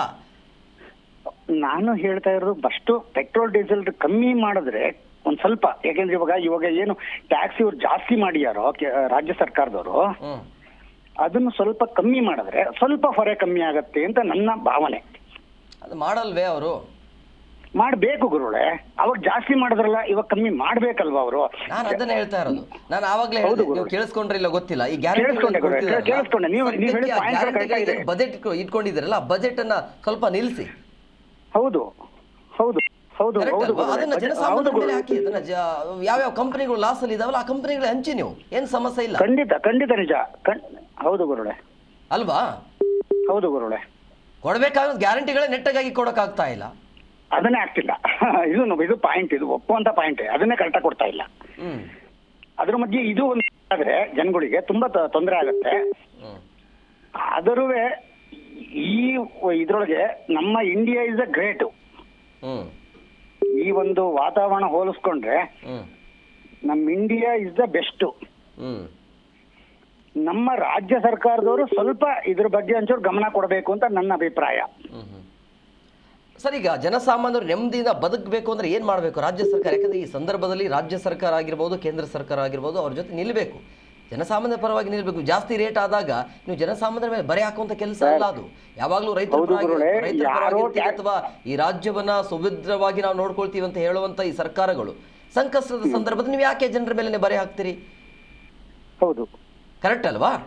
ಹೌದು ಗುರುಗಳೇ. ಎಲ್ಲದಕ್ಕೂ ಜನಸಾಮಾನ್ಯರ ಮೇಲೆ ತಾನೆ ಈಗ ಎಲ್ಲ ಟ್ಯಾಕ್ಸ್ ಜಾಸ್ತಿ ಆಗ್ತಾ ಇರೋದು. ಜನಸಾಮಾನ್ಯರು ಏನೇ ತಗೊಂಡ್ರು ಜನಸಾಮಾನ್ಯರ ಮೇಲೆ, ಒಬ್ಬ ಸಾಮಾನ್ಯ ಜನ, ಮಧ್ಯಮ ವರ್ಗದ ಒಬ್ಬ ಜನರಿಗೆ ಮಾತ್ರ ಈ ಸಮಸ್ಯೆ ಆಗ್ತಾ ಇರೋದು. ಶ್ರೀಮಂತರಿಗೆ ಯಾವುದೇ ರೀತಿ ಈ ಸಮಸ್ಯೆ ಇಲ್ಲ ಸರ್.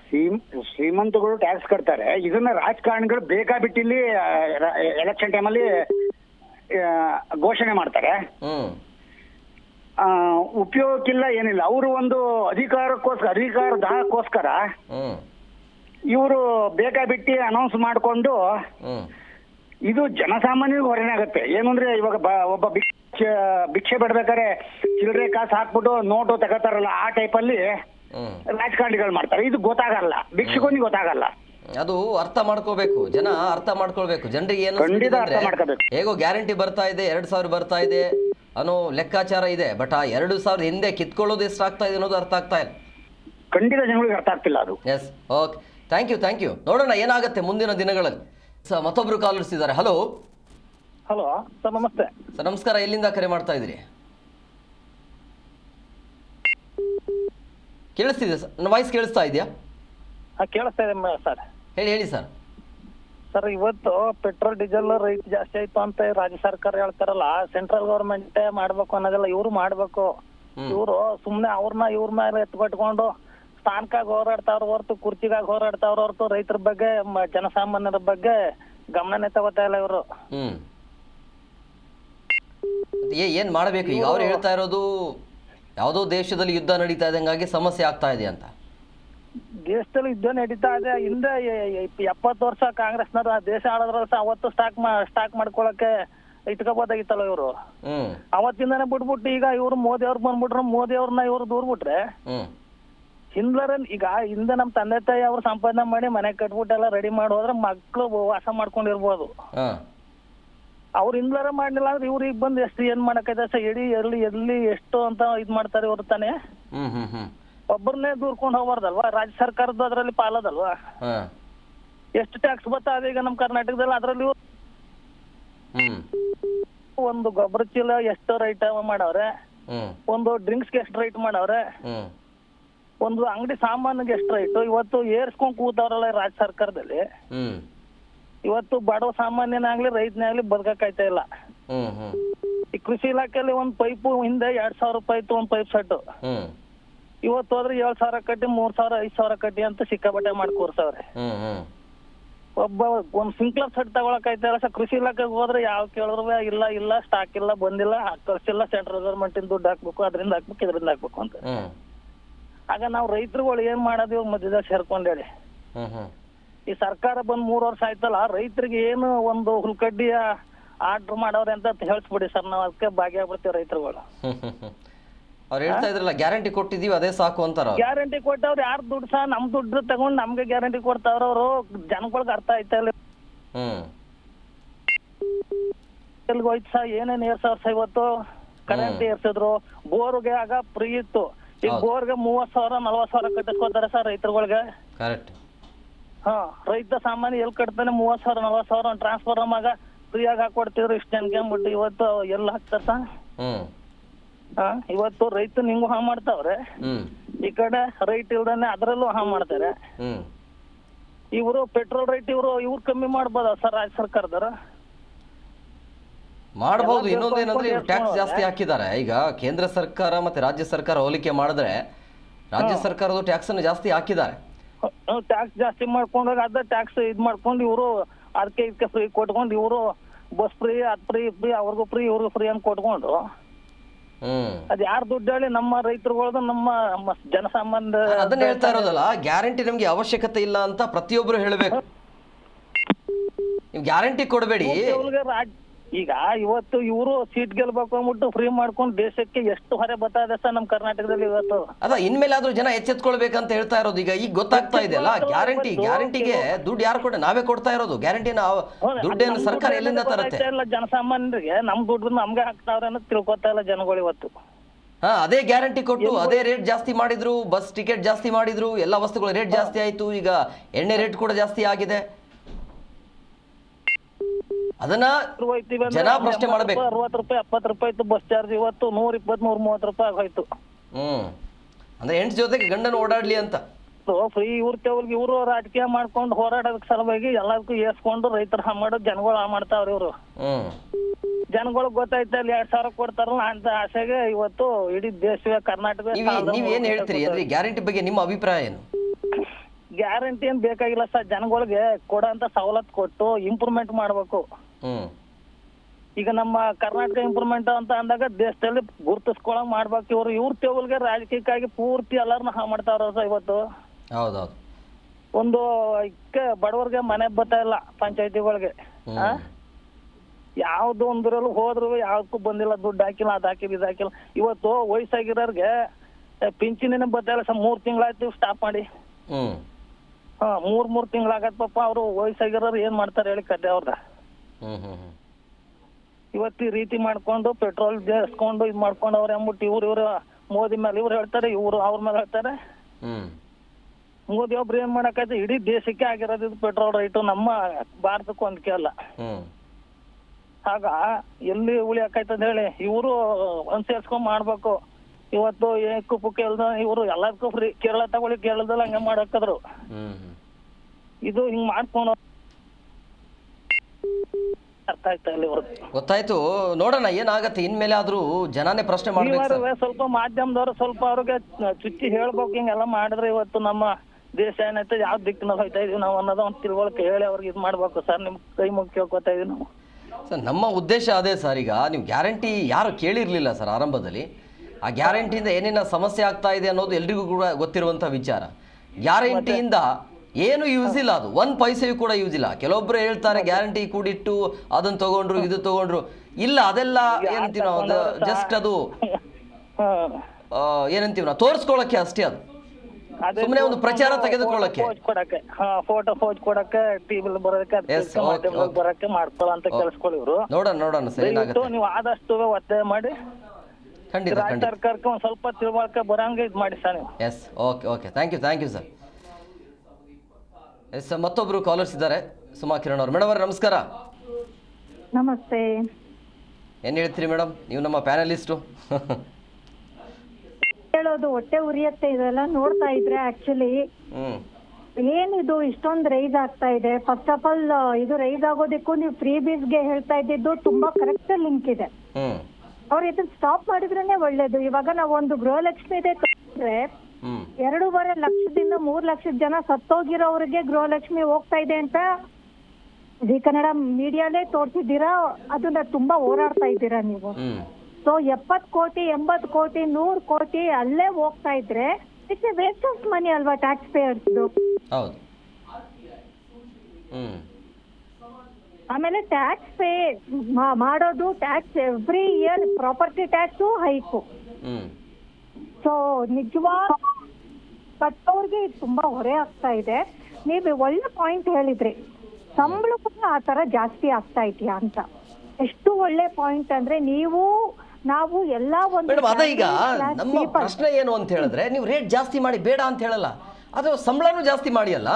ನೀವು ಅದೇ ಸಂಬಳದಲ್ಲಿ ಇಟ್ಕೊಂಡು ಎಲ್ಲವನ್ನ ನೀವು ಬರೇ ಅವನಿಗೆ ಕೊಡೋದು ಇವನಿಗೆ ಕೊಡೋದು, ಆ ರೇಟ್ ಈ ರೇಟು ಬರೀ ಅದಕ್ಕೆ ಆಯ್ತು ಅಂತ ಹೇಳಿದ್ರೆ ಜೀವನ ಸಾಗಿಸೋದು ಹೇಗೆ ಅಂತ. Yes, very well said. Actually ನಿಮ್ದು ತುಂಬಾ ವ್ಯಾಲಿಡ್ ಕ್ವಶನ್ ಇದೆ. ಯಾಕೆ ಅಂದ್ರೆ ನಾವೆಲ್ಲ ಸ್ಯಾಲ್ರಿಡ್ ಪೀಪಲ್, ನಮಗ್ ಗೊತ್ತು 1st ತಾರೀಕು ನಮ್ಗೆ ಸಂಬಳ ಬಂತು ಅಂದ್ರೆ 31ನೇ ತಾರೀಕು ನಾವು ಆಕಾಶ ನೋಡ್ತಾ ಇರ್ತೀವಿ ಅಂತ. ಬಟ್ ನಮಗ್ ಹೈಕ್ ಆಗೋದು ಎಷ್ಟು 5 to 10% ಮ್ಯಾಕ್ಸಿಮಮ್ ಅಷ್ಟೇ ನಮ್ಗೆ ಹೈಕ್ ಆಗೋದು. ಇಲ್ಲಿ ನಮಗೆ ಇಲ್ಲೆಲ್ಲಾ ಪ್ರೈಸಸ್ ಹೈಕ್ ಆಗ್ತಾ ಇರೋದು ಅವ್ರ ಬಾಯ್ ಬಂದಷ್ಟು ಹೈಕ್ ಆಗ್ತಾ ಇದೆ. ಸೊ ಎಲ್ಲಿ ಮ್ಯಾಚ್ ಆಗುತ್ತೆ? ಒಂದ್ ಸ್ಕೂಲ್ ಫೀಸ್ ತಗೊಳ್ಳಿ, ತರಕಾರಿ ತಗೊಳ್ಳಿ, ಹಾಲ್ ತಗೊಳ್ಳಿ, ಪೆಟ್ರೋಲ್ ತಗೊಳ್ಳಿ, ಡೀಸೆಲ್ ತಗೊಳ್ಳಿ, ಎಣ್ಣೆ ತಗೊಳ್ಳಿ, ಕಮಾಡಿಟೀಸ್ ತಗೊಳ್ಳಿ, ಹಾಸ್ಪಿಟಲ್ ಬಿಲ್ಸ್ ತಗೊಳ್ಳಿ, ಪ್ರತಿ ಒಂದು ಜಾಸ್ತಿ. ಇದಕ್ಕೆ ಡೆವಲಪ್ಮೆಂಟ್ ಇಲ್ಲ. ಫ್ರೀಸ್ ಏನೋ ಕೊಡ್ಬೇಕು, ಅದು ಕರೆಕ್ಟ್ ಆಗಿ ಕೊಡ್ತಾ ಇದಾರ? ಕೊಡ್ತಾ ಇಲ್ಲ. BPL APL ಕಾರ್ಡ್ಸ್ ಅಂತ ಮಾಡಿದ್ದಾರೆ. ಏನ್ ಲಕ್ಷ ಬಾಡಿಗೆ ಬರೋರ್ಗ BPL APL ಕಾರ್ಡ್ಸ್ ಬೇಕು? ಡೆವಲಪ್ಮೆಂಟ್ ಝೀರೋ ಆಗಿ ಹೆಂಗಿದೆ ನೋಡಿ. ನೀವು BPL ಹೇಳಿದಾಗ BPL ಕಾರ್ಡು ಈ ಸರ್ಕಾರ ಬಂದಾಗಿನಿಂದ ಇದುವರೆಗೂ ಕೂಡ ಯಾರಿಗೆ BPL ಕಾರ್ಡ್ ಕೊಡಬೇಕು, ಎಂತವರಿಗೆ ಬೇಕು, ಇದುವರೆಗೂ ಕೂಡ ಹಂಚಿಕೆ ಮಾಡಿಲ್ಲ. ಅಲ್ಲೂ ಕೂಡ ಫೇಲ್ ಆಗಿದೆ. BPL ಕಾರ್ಡ್ ಇದುವರೆಗೂ ಕೂಡ ಹಂಚಿಕೆ ಮಾಡಿಲ್ಲ. ಹಾಗಾದ್ರೆ 3 ವರ್ಷದಲ್ಲಿ BPL ಕಾರ್ಡ್ ಫಲಾನುಭವಿಗಳು ಏನ್ ಕಷ್ಟವನ್ನ ಪಡ್ತಿದ್ದಾರೆ ಅನ್ನೋದು ಸಾಮಾನ್ಯ ಜ್ಞಾನ ಕೂಡ ಈ ಸರ್ಕಾರಕ್ಕಿಲ್ಲ. ಎಕ್ಸಾಕ್ಟ್ಲಿ. ಆಕ್ಚುಲಿ ನಮ್ಮ ಜಿ ಕನ್ನಡ ಚಾನೆಲ್ ಅಲ್ಲೇ ಇದನ್ನ ಒಂದು 10 ರಿಂದ 20 ಸತಿ ಇದರದ್ದು ಒಂದು ಪ್ಯಾನಲ್ ಡಿಸ್ಕಷನ್ಸ್ ಇಟ್ಕೊಂಡಿದ್ದೀವಿ. ಸೊ ಅವ್ರ ಕಿವಿಗೆ ಹೋಗಲ್ವಾ? ಯಾರಿಗೂ ರೀಚ್ ಆಗಿರಲ್ವಾ? ಬಟ್ ಒಬ್ಬರಾದ್ರೂ ಮಾನಿಟರ್ ಮಾಡಿದಾರ, ವೆರಿಫೈ ಮಾಡಿದಾರ? ಕಂಪ್ಲೀಟ್ಲಿ ಫೇಲ್ ಅಂತ ಅನ್ಸುತ್ತಾ ನಿಮ್ಗೆ? ಈ ಗ್ಯಾರಂಟಿಯಿಂದಾಗಿ ಫೇಲ್ ಆಗಿದೆ ಅಂತ ಅನ್ಸುತ್ತಾ ಸರ್ಕಾರ ಇದು?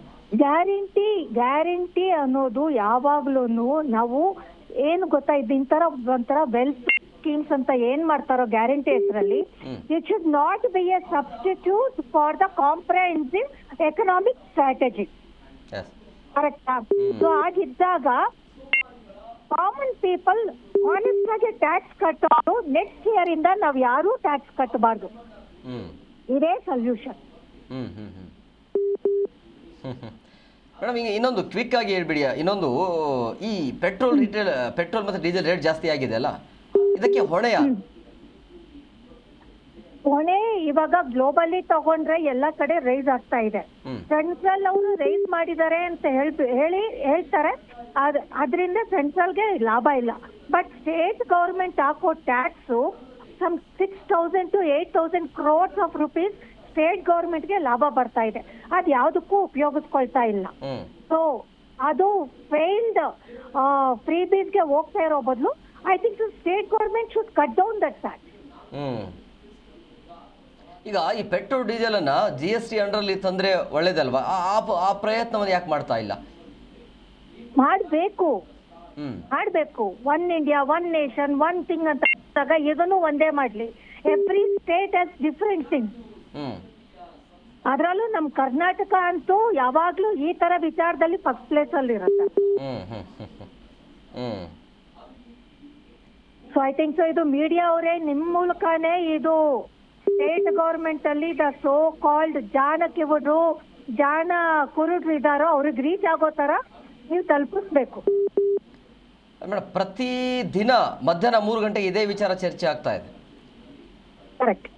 ಕರೆಕ್ಟ್ ಅಲ್ವಾ? ಅಂದ್ರೆ ಏನೇನು ಸಮಸ್ಯೆ ಆಗ್ತಾ ಇದೆ, ಜನಸಾಮಾನ್ಯರ ಸಮಸ್ಯೆಗಳು ಏನಿದಾವಂತ ಕಾಲಂತ ಬಂದಾಗ ಪರ ವಿರೋಧ ಚರ್ಚೆ ಆಗ್ತಾ ಇದೆ. ಸಮಸ್ಯೆ ಇಲ್ಲಿ ಜನ ಬದುಕ್ತಾ ಇರೋದೇ ಸಮಸ್ಯೆ ಆಗೋಗಿದೆ. ಒಂದು ಬಂತು ಅಂದ್ರೆ ಅದಕ್ಕೂ ಯಾರೂ ರೆಸ್ಪಾನ್ಸಿಬಲ್ ತಗೊಳಲ್ಲ. Because there is zero development. ಯಾರಿಗೋ ಒಂದು ಭಾಗ್ಯ ಕೊಟ್ವಿ ಅಂತಾರೆ, ಇನ್ನೊಂದು ಡೆವಲಪ್ಮೆಂಟ್ ಸ್ಟಾಪ್ ಮಾಡ್ತಾರೆ. So what good they are doing? ನಾನು ಹೇಳೋದು ಪಾರ್ಟಿ ಬಿಜೆಪಿ ಕಾಂಗ್ರೆಸ್ ಅಂತ ತಗೊಳ್ತಾ ಇಲ್ಲ. Don't do for the party sake, do for the betterment of the country. ಹೌದು, ನೋಡೋಣ ಮೇಡಮ್ ಏನಾಗುತ್ತೆ ಮುಂದಿನ ದಿನಮಾನಗಳಲ್ಲಿ. ಆದರೂ ಜನಪರವಾಗಿ ಇವ್ರು ಕೆಲಸ ಮಾಡ್ತಾರಾ ಇಲ್ಲ ಅಂತೇಳಿ. Thank you. ಮತ್ತೊಬ್ಬರು ಕಾಲರ್ಸ್ ಇದ್ದಾರೆ. ಹಲೋ, ಸಂಪರ್ಕ ಸಾಧ್ಯ ಆಗ್ತಾ ಇಲ್ಲ. ನೋಡಿ, ಸಹಜವಾಗಿ ಹೇಳ್ತಾ ಇದ್ರು ಸುಮಾ ಮೇಡಮ್ ಅವ್ರು ಹೇಳ್ತಾ ಇರೋದು ಏನು ಅಂತ ಹೇಳಿದ್ರೆ, ನಿಮ್ಮ ಈ ಪೆಟ್ರೋಲ್ ಡೀಸೆಲ್ ರೇಟ್ ಏನು ಜಾಸ್ತಿ ಮಾಡ್ತಿದ್ದೀರಲ್ಲ, ಹಾಗಾದರೆ ತಲಾ ಆದಾಯ ಎಷ್ಟಿದೆ ಅಂದರೆ ಒಬ್ಬ ವ್ಯಕ್ತಿಗೆ ಸಂಬಳ ಎಷ್ಟಿದೆ ನೋಡ್ತಾ ಇದ್ದೀರಾ? ಆ ಸಂಬಳದಲ್ಲಿ ನೀವು ಕಿತ್ಕೊಳ್ಳುವಂಥ ಪ್ರಯತ್ನ ಆಗ್ತಾ ಇದೆ ಬಿಟ್ಟರೆ, ಸಂಬಳ ಜಾಸ್ತಿ ಆಗ್ತಾ ಇದೆ ಪರವಾಗಿಲ್ಲ ಅಂತ ಕೊಡೋದ್ರಲ್ಲಿ ಒಂದು ಅರ್ಥ ಇರುತ್ತೆ. ಅದೇ ಸಂಬಳದಲ್ಲಿ ಪದೇ ಪದೇ ರೇಟ್ ಜಾಸ್ತಿ, ಪ್ರಯಾಣ ದರ ರೇಟ್ ಜಾಸ್ತಿ, ಪೆಟ್ರೋಲ್ ಡೀಸೆಲ್ ರೇಟ್ ಜಾಸ್ತಿ, ತರಕಾರಿ ರೇಟ್ ಜಾಸ್ತಿ, ಹಾಸ್ಪಿಟಲ್ದು ವೆಚ್ಚ ಜಾಸ್ತಿ. ಎಲ್ಲಿಂದ ಸಾಧ್ಯ ಆಗತ್ತೆ ಇದೆಲ್ಲವೂ? ಪೆಟ್ರೋಲ್ 1 ರೂಪಾಯಿ ಜಾಸ್ತಿ ಆದರೆ ಓಕೆ ಅಂತ ಹೇಳ್ಬೋದು, ಇಲ್ಲಿ 1 ರೂಪಾಯಿ, ಬಟ್ ಬೇರೆ ಕಡೆಯಿಂದ ಎಲ್ಲ ವಲಯ ಅಂತ ನೋಡಿದಾಗ ಅಲ್ಲಿ 10 ರೂಪಾಯಿ ಕಿತ್ಕೊಳ್ತಿದ್ದಾರೆ. ತರಕಾರಿಯಲ್ಲಿ 1 ರೂಪಾಯಿ ಅಂತ ನೋಡಿದಾಗ, ಟೀ ಕಾಫಿಯಲ್ಲಿ 1 ರೂಪಾಯಿ ಅಂತ ನೋಡಿದಾಗ, ಹೋಟೆಲ್ಗಳಲ್ಲಿ 1 ರೂಪಾಯಿ ಅಂತ ನೋಡಿದಾಗ, ಪ್ರಯಾಣದಲ್ಲಿ 1 ರೂಪಾಯಿ ನೋಡಿದಾಗ, ಆಲ್ಮೋಸ್ಟ್ ಆಲ್ 10 ರಿಂದ 15 ರೂಪಾಯಿ ಎಕ್ಸ್ಟ್ರಾ ಬೀಳ್ತಾ ಇದೆ ಈ 1 ರೂಪಾಯಿ ಪೆಟ್ರೋಲಿಂದಾಗಿ. ಮತ್ತೊಬ್ಬರು ಕಾಲರ್ಸ್ ಇದ್ದಾರೆ, ಗಿರೀಶ್ ಅಂತೇಳಿ. ಗಿರೀಶ್ ಅವರು ನಮಸ್ಕಾರ. ಹಲೋ. ಹಲೋ. ಸರ್, ಏನು ಹೇಳ್ತೀರಿ ಗಿರೀಶ್ ಅವರೇ? ಹಲೋ ಸರ್, ಹೇಳಿ, ಎಲ್ಲಿಂದ ಕರೆ ಮಾಡ್ತಾ ಇದ್ರಿ? ಸರ್, JP ನಗರ ಗಿರೀಶ್ ಅಲ್ಲ, ಆನಂದ್ ಅಂತ. ಓಕೆ, ಕ್ಷಮೆ ಇರಲಿ ಸರ್. ಏನ್ ಹೇಳ್ತೀರಿ? ಸರ್, ಇರ್ಲಿ ಅದಕ್ಕೆ ಸರ್, ಈಗ ಈ ಪೆಟ್ರೋಲ್ ಬೆಲೆ ಜಾಸ್ತಿ ಆಗ್ತದೆ ಅಂತ ಹೇಳ್ತಾ ಇದ್ರಲ್ಲ, ಈಗ ಜಾಸ್ತಿ ಮಾಡ್ತಾ ಇರೋರು ಯಾರು ಸರ್? ಕೇಂದ್ರ ಸರ್ಕಾರ ಅಲ್ವಾ ಸರ್? ಅವರು ಜನಗಳ ಮೇಲೆ ಕಾಳಜಿ ಇದ್ರೆ ಅದನ್ನ ಏನಾದ್ರು ಮಾಡೋದಕ್ಕೆ ಮಾಡ್ತಾ ಇದ್ರು. ಹಿಂದೆ ಇದು ಏನಪ್ಪಾ, ಪೆಟ್ರೋಲ್ ತಯಾರು ಮಾಡೋದಕ್ಕೆ ಕಚ್ಚಾ ಇದು ಎಷ್ಟಿತ್ತು, ಜಾಸ್ತಿ ಇದೇ ಇರ್ಬೇಕಂತ ಹೇಳೋದನ್ನು ಇವರು ಜಾಸ್ತಿ ಮಾಡ್ಕೊಂಡು ಬಂದ್ರು. ಈಗ ಮತ್ತೆ ಅವಾಗ ಸ್ಮಾಲ್ ಚುಕ್ಕೆ ಇಟ್ಕೊಂಡು ಜನಗಳಿಗೆ ಮೋಸ ಮಾಡ್ತಾ ನಾನ್ ನಿಮ್ಗೆ ಒಟ್ಟಿಗೆ ಒಂದೇ ಸಲ 5 ರೂಪಾಯಿ ಏರಿಸ್ಬಿಟ್ಟ ಅಂದ್ರೆ ಇದಾಗ್ಬಿಡ್ತದೆ ನಿಮ್ಗೆ 80 ಪೈಸಾ 90 ಪೈಸಾ ಅಂತ ಜನಗಳಿಗೆ ಹಿಂಗೇನ್ ಮೋಸ ಮಾಡ್ಬೇಕು ಅಂತ ಕಾಯ್ತಾ ಇದ್ದೀರಾ? ನಿಮ್ ಸಾಧ್ಯ ಏನು? ನಾವು ನಿಮ್ಗೆ ಕೂಡ್ಸಿರೋದು ಯಾಕೆ?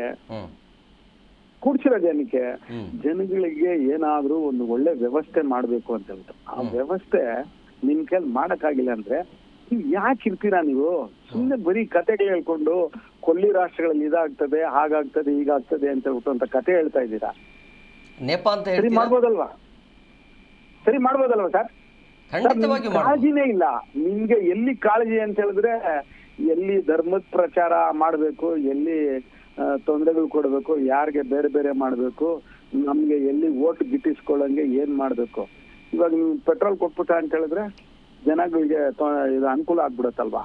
ಅವ್ರು ನಿಮ್ ಮಾತು ಕೇಳಲ್ಲ. ನಿಮ್ಗೆ ಅನ್ಸುತ್ತಾ ಕೇಂದ್ರ ಸರ್ಕಾರ ಈ ವಿಚಾರದಲ್ಲಿ ಫೇಲ್ ಆಯ್ತು ಅಂತ? ಯಾಕೆ ಅಂತ ಹೇಳಿದ್ರೆ ಮಧ್ಯಪ್ರಾಚ್ಯದಲ್ಲಿ ಆಲ್ಮೋಸ್ಟ್ ಅಲ್ಲಿ 3 ತಿಂಗಳಾಯ್ತು. 3 ತಿಂಗಳು ಆದ್ರೂ ಕೂಡ ಪರ್ಯಾಯ ವ್ಯವಸ್ಥೆನ ಸರ್ ಫೇಲ್ಯೂರ್ ಆಗಿಲ್ಲ ಅಂತ ಹೇಳಿದ್ರೆ ಇನ್ನೇನ್ ಸರ್ ಹೇಳ್ಬೇಕು ಹೇಳಿ ಸರ್? ಇನ್ನೇನ್ ಸರ್? ಇವಾಗ ಅವ್ರಿಗೆ ಇಂಟೆಲಿಜೆಂಟ್ ರಿಪೋರ್ಟ್ಸ್ ಇರುತ್ತೆ, ಎಲ್ಲಾ ರಿಪೋರ್ಟ್ಸ್ ಇರ್ತದೆ. ನಾನು ಜನಗಳಿಗೆ ಹಿಂಗ್ ಮಾಡ್ದ ಅಂತ ಹೇಳಿದ್ರೆ ತೊಂದರೆ ಆಗತ್ತೆ ಅಂತ ಹೇಳ್ಬಿಟ್ಟು ಅಂತ ಅವ್ರಿಗೆ ಗೊತ್ತಿಲ್ಲದೆ ಇರೋ ವಿಚಾರ ಅನ್ನೋದು. ಇದನ್ನ ನಾವ್ ಹೇಳ್ಬಿಟ್ಟು ಅವ್ರಿಗೆ ಅರ್ಥ ಆಗ್ಬೇಕಾ? ಹೇಳಿ ಸರ್ ನೀವೇ. ನಾವ್ ಹೇಳಿ ಅರ್ಥ ಆಗ್ಬೇಕಾ ಅವ್ರಿಗೆ? ಇವಾಗ ಎಲೆಕ್ಷನ್ ಇತ್ತಲ್ಲ ಸರ್, ಎಲೆಕ್ಷನ್ ಟೈಮಲ್ಲಿ ಸುಮ್ಮನೆ ಇದ್ರು ಅವರು, ಒಮ್ಮೆಲೆ ಬ್ಲಾಸ್ಟ್ ಮಾಡಿದ್ರು. ಈಗ ಅದೇ ಸರ್ ಇವಾಗ ಸರ್ ಗಿಮಿಕ್ಸ್ ಸರ್. ಇವಾಗ ಜನಗಳ ಬುದ್ಧಿ ಈಗ ಜನ ಅರ್ಥ ಮಾಡ್ಕೊಳ್ಬೇಕು. ಎಲೆಕ್ಷನ್ ಟೈಮಲ್ಲಿ ಏನು ಸಮಸ್ಯೆ ಇರೋದಿಲ್ಲ. ಎಲೆಕ್ಷನ್ ಆದ್ಮೇಲೆ ಸಹಜವಾಗಿ ಎಲ್ಲ ರೇಟ್ಗಳು ಜಾಸ್ತಿ ಆಗತ್ತೆ ಅಂತೇಳಿ ಮೈಂಡ್ ಅಲ್ಲಿ ಯಾವಾಗ್ಲೂ ಕೂಡ ಅರ್ಥ ಮಾಡ್ಕೊಳ್ಬೇಕು ಜನಸಾಮಾನ್ಯರು ಅಂತ. ಅಲ್ಲೇ 100% ಸರ್. ಇವಾಗ ಅವ್ರಿಗೆ ಜನಗಳಿಂದ ಅನುಕೂಲ ಮಜಾ ಏನು ಅಂತ ಹೇಳಿದ್ರೆ ಯಾವ್ದೋ ರಾಜ್ಯದಲ್ಲಿ ಎಲೆಕ್ಷನ್ ಇರ್ಬೇಕಾಗಿತ್ತು ಅಂದ್ರೆ ಬಹುಶಃ ರೇಟ್ ಜಾಸ್ತಿ ಆಗ್ತಿರ್ಲಿಲ್ಲ ಅಂತ ಅನ್ಸತ್ತೆ. 100% ಸರ್, 100%. ಏನೋ ತಡ್ಕೊಂಡು ಇವತ್ ಮಾಡ್ತೀನಿ ಅವತ್ ಮಾಡ್ತೀನಿ ಅಂತ ಹೇಳಿ ಇದ್ ಮಾಡಿದ್ರು ನೋಡಿ. ಇವಾಗ ಅವ್ರ ಬಣ್ಣ ಬಯಲಾಯ್ತು ಸರ್. ಸರ್ ಇವಾಗ ನಮ್ ಜನಗಳಿಗೆ ಇನ್ನೂ ಬುದ್ಧಿ ಬಂದಿಲ್ಲ ಅಂತ ಹೇಳಿದ್ರೆ ಕೇಂದ್ರ ಸರ್ಕಾರ ಅಂತ ಹೇಳ್ತಾರೆ. ನಮ್ಮ ಕರ್ನಾಟಕದಲ್ಲಿ MP ಗಳು ಗೆದ್ದಿದ್ದಾರೆ. ಆಹಾ, ಒಬ್ಬೊಬ್ಬ ಮಹಾಪುರುಷರು ಅಲ್ಲಿ ನಿಂತ್ಕೊಂಡು ಅವ್ರ ಹತ್ರ ಮಾತಾಡೋದಕ್ಕೆ ಕೆಪಾಸಿಟಿ ಇಲ್ಲ, ಶಕ್ತಿ ಇಲ್ಲ. ಇವ್ರಿಗೆಲ್ಲ ನಾವು MP ಅಂತ ಮಾಡಿ ಕಳ್ಸಿದ್ವಿ. ಇವರು ಇದ್ರ ಬಗ್ಗೆ ಇದ್ ಮಾಡಲ್ಲ. ಯಾವ್ದೋ ಒಂದ್ ರೂಪಾಯಿ 2 ರೂಪಾಯಿ ಜಾಸ್ತಿ ಮಾಡಿದ್ರೆ ಬಡ್ಕೋತಾರೆ. ಆ ಅಮ್ಮ ಶೋಭಾ ಕರಂಗಿಲಾದೆ ಬರ್ಕೋತಾರೆ, ಅಯ್ಯೋ ಅಂತ ಹೇಳ್ಬಿಟ್ಟ. ಇವಾಗ ಏನ್ ಹೇಳ್ತಾರಂತೆ, ಇವಾಗ ಇದೆಲ್ಲ ಗೊತ್ತಾಗಿರಲ್ಲ ಅವ್ರಿಗೆ, ಗೊತ್ತಾಗಿರಲ್ಲ. ಇದು ಬೆಲೆ ಏರಿಕೆ ಮಾಡ್ತಾ ಇಲ್ಲ ಅಂತ ಗೊತ್ತಾಗಿರಲ್ಲ, ಮರ್ತೋಗ್ಬಿಟ್ಟಿರ್ತಾರೆ. ಅಲ್ಲ, ಮೋದಿ ಅವರು ರಾಷ್ಟ್ರದ ಹಿತದೃಷ್ಟಿಯಿಂದನೇ ಚಿನ್ನವನ್ನ ಖರೀದಿ ಮಾಡಬೇಡಿ, ವಾಹನವನ್ನ ಕಡಿಮೆ ಬಳಕೆ ಮಾಡಿ ಅಂತ ಹೇಳ್ತಿದ್ದಾರೆ ಅಂತ ಕೆಲವೊಂದಿಷ್ಟು ಜನರ ಅಭಿಪ್ರಾಯ ಇದೆ. ಮೋದಿ ಅವರು ಹೇಳ್ತಾ ಇರೋದು ಸರಿ ಇದೆ ಸರ್. ಇವಾಗ ನೀವು ತಗೋಬೇಡಿ, ತಗೋಬಾರ್ದು, ನಿಮ್ಮ ಮಾತ್ ನಾವ್ ಯಾಕ್ರಿ ಕೇಳ್ಬೇಕು? ನನ್ಗೆ ಇಷ್ಟ ಇದ್ರೆ ನಾನು ಹೋಗಿ ತಗೊಳ್ತೀನಿ. ನಿಮ್ ಮಾತ್ ನಾವ್ ಯಾಕೆ ಕೇಳ್ಬೇಕ್ರಿ? ಯಾಕೆ ಕೇಳಿಲ್ಲ? ಯಾರು ಕೇಳಲಿಲ್ಲ. ಈ ಮೊನ್ನೆ ಯಾವುದು ಇದೆ ನಮ್ಮ ರಾಜ್ಯ ಸರ್ಕಾರ ಸಮಾವೇಶ ಮಾಡ್ತಲ್ಲ ಮೊನ್ನೆ ತುಮಕೂರಲ್ಲಿ, ಅವ್ರು ಹೇಳಿದ್ರು ವಾಹನವನ್ನ ಜಾಸ್ತಿ ಬಳಕೆ ಮಾಡಬೇಡಿ ಅಂತೇಳಿ. ಸಾವಿರಾರು ವಾಹನ ಇತ್ತು ತುಮಕೂರು ಭಾಗದಲ್ಲಿ. ಸರ್ ಇವಾಗ ನಾನು ಹೇಳ್ತೀನಿ, ಜವಾಬ್ದಾರಿಯುತ ಪ್ರಧಾನಮಂತ್ರಿಯವರೇ, ನೀವು ನಿಮ್ಮ ಡ್ರೆಸ್ಗಳಿಗೆ ಖರ್ಚು ಮಾಡ್ತಾ ಇದೀರಲ್ಲ, ಅದು ದಯವಿಟ್ಟು ಕಡಿಮೆ ಮಾಡಿ. ನೀವು ಹೊರದೇಶಕ್ಕೆ ಹೋಗ್ತಾ ಇದೀರಲ್ಲ, ಅದನ್ನ ಕಡಿಮೆ ಮಾಡಿ. ನೀವು ಹಾಕೊಂಡಿರೋ ವಾಚು ಅಷ್ಟೊಂದ್ ಬೆಲೆ ನಿಮಗ್ ಬೇಕಾಗಿಲ್ಲ. ಏನಕ್ ಬೇಕು ನಿಮ್ಗೆ? ನೀವು ಖರ್ಚು ಮಾಡ್ತಾ ಇದ್ರಲ್ಲ, ವೇಸ್ಟೇಜ್ ಖರ್ಚು, ಅದನ್ನ ಉಳಿಸ್ಬಿಟ್ರೆ ದೇಶದ ಜನಕ್ಕೆ ಏನೋ ಮಾಡ್ಬೋದು. ಇದನ್ನೆಲ್ಲ ಕೇಳೋದಿಕ್ಕೆ ದಮ್ಮಿಲ್ಲ, ತಾಕತ್ತಿಲ್ಲ MP ಗಳಿಗೆ. ಮೋದಿ ಬಗ್ಗೆ ಹೇಳಿದ್ರಿ, ನಮ್ಮ ರಾಜ್ಯ ಸರ್ಕಾರದ ಬಗ್ಗೆ ಹೇಳಿ. ನಮ್ಮ ರಾಜ್ಯ ಸರ್ಕಾರ ಸುಭದ್ರವಾಗಿದೆಯಾ? ಚೆನ್ನಾಗಿ ನಡೆಸ್ಕೊಳ್ತಿದ್ದಾರೆ ಸರ್ 100% ಭದ್ರವಾಗಿದೆ. ಯಾಕೆ ಭದ್ರವಾಗಿಲ್ಲ ಅಂತೀರಾ ಸರ್? ಗ್ರಾಮೀಣ ಕರ್ನಾಟಕದಲ್ಲಿ ಸರ್ ಜನಗಳಿಗೆ ಎಷ್ಟು ತೊಂದರೆ ಇದೆ ಸರ್. ಸಿಟಿನಲ್ಲಿ ಇರೋರ್ಗೆ 1 ರೂಪಾಯಿ ಪೆಟ್ರೋಲ್ ಬೆಲೆ ತಕ್ಷಣ ಬದುಕೋದಿಕ್ಕೆ ಕಷ್ಟ, ತೊಂದರೆ ಆಗ್ತಾ ಇದೆ ಅಂತಾರೆ. ಅಲ್ಲಿ ದುಡಿಯೋದಿಕ್ಕೆ ಇದಿಲ್ಲ, ವ್ಯವಸ್ಥೆ ಇಲ್ಲ. ನಾಳೆ 10 ರೂಪಾಯಿ ಸಂಪಾದನೆ ಮಾಡಿ ಎಕ್ಸ್ಟ್ರಾ ನಾನು ಏನಾದ್ರು ಬದುಕೋಣ ಅನ್ನೋಂಥದ್ದಿಲ್ಲ. ಅದ್ರಲ್ಲಿ ಇದು ಕರ್ನಾಟಕ ಸರ್ಕಾರ ಜನಗಳಿಗೆ ಎಷ್ಟು ಇದು ಅನುಕೂಲ ಮಾಡ್ಕೊಡ್ತಾ ಇರೋದು. ಅಲ್ಲ,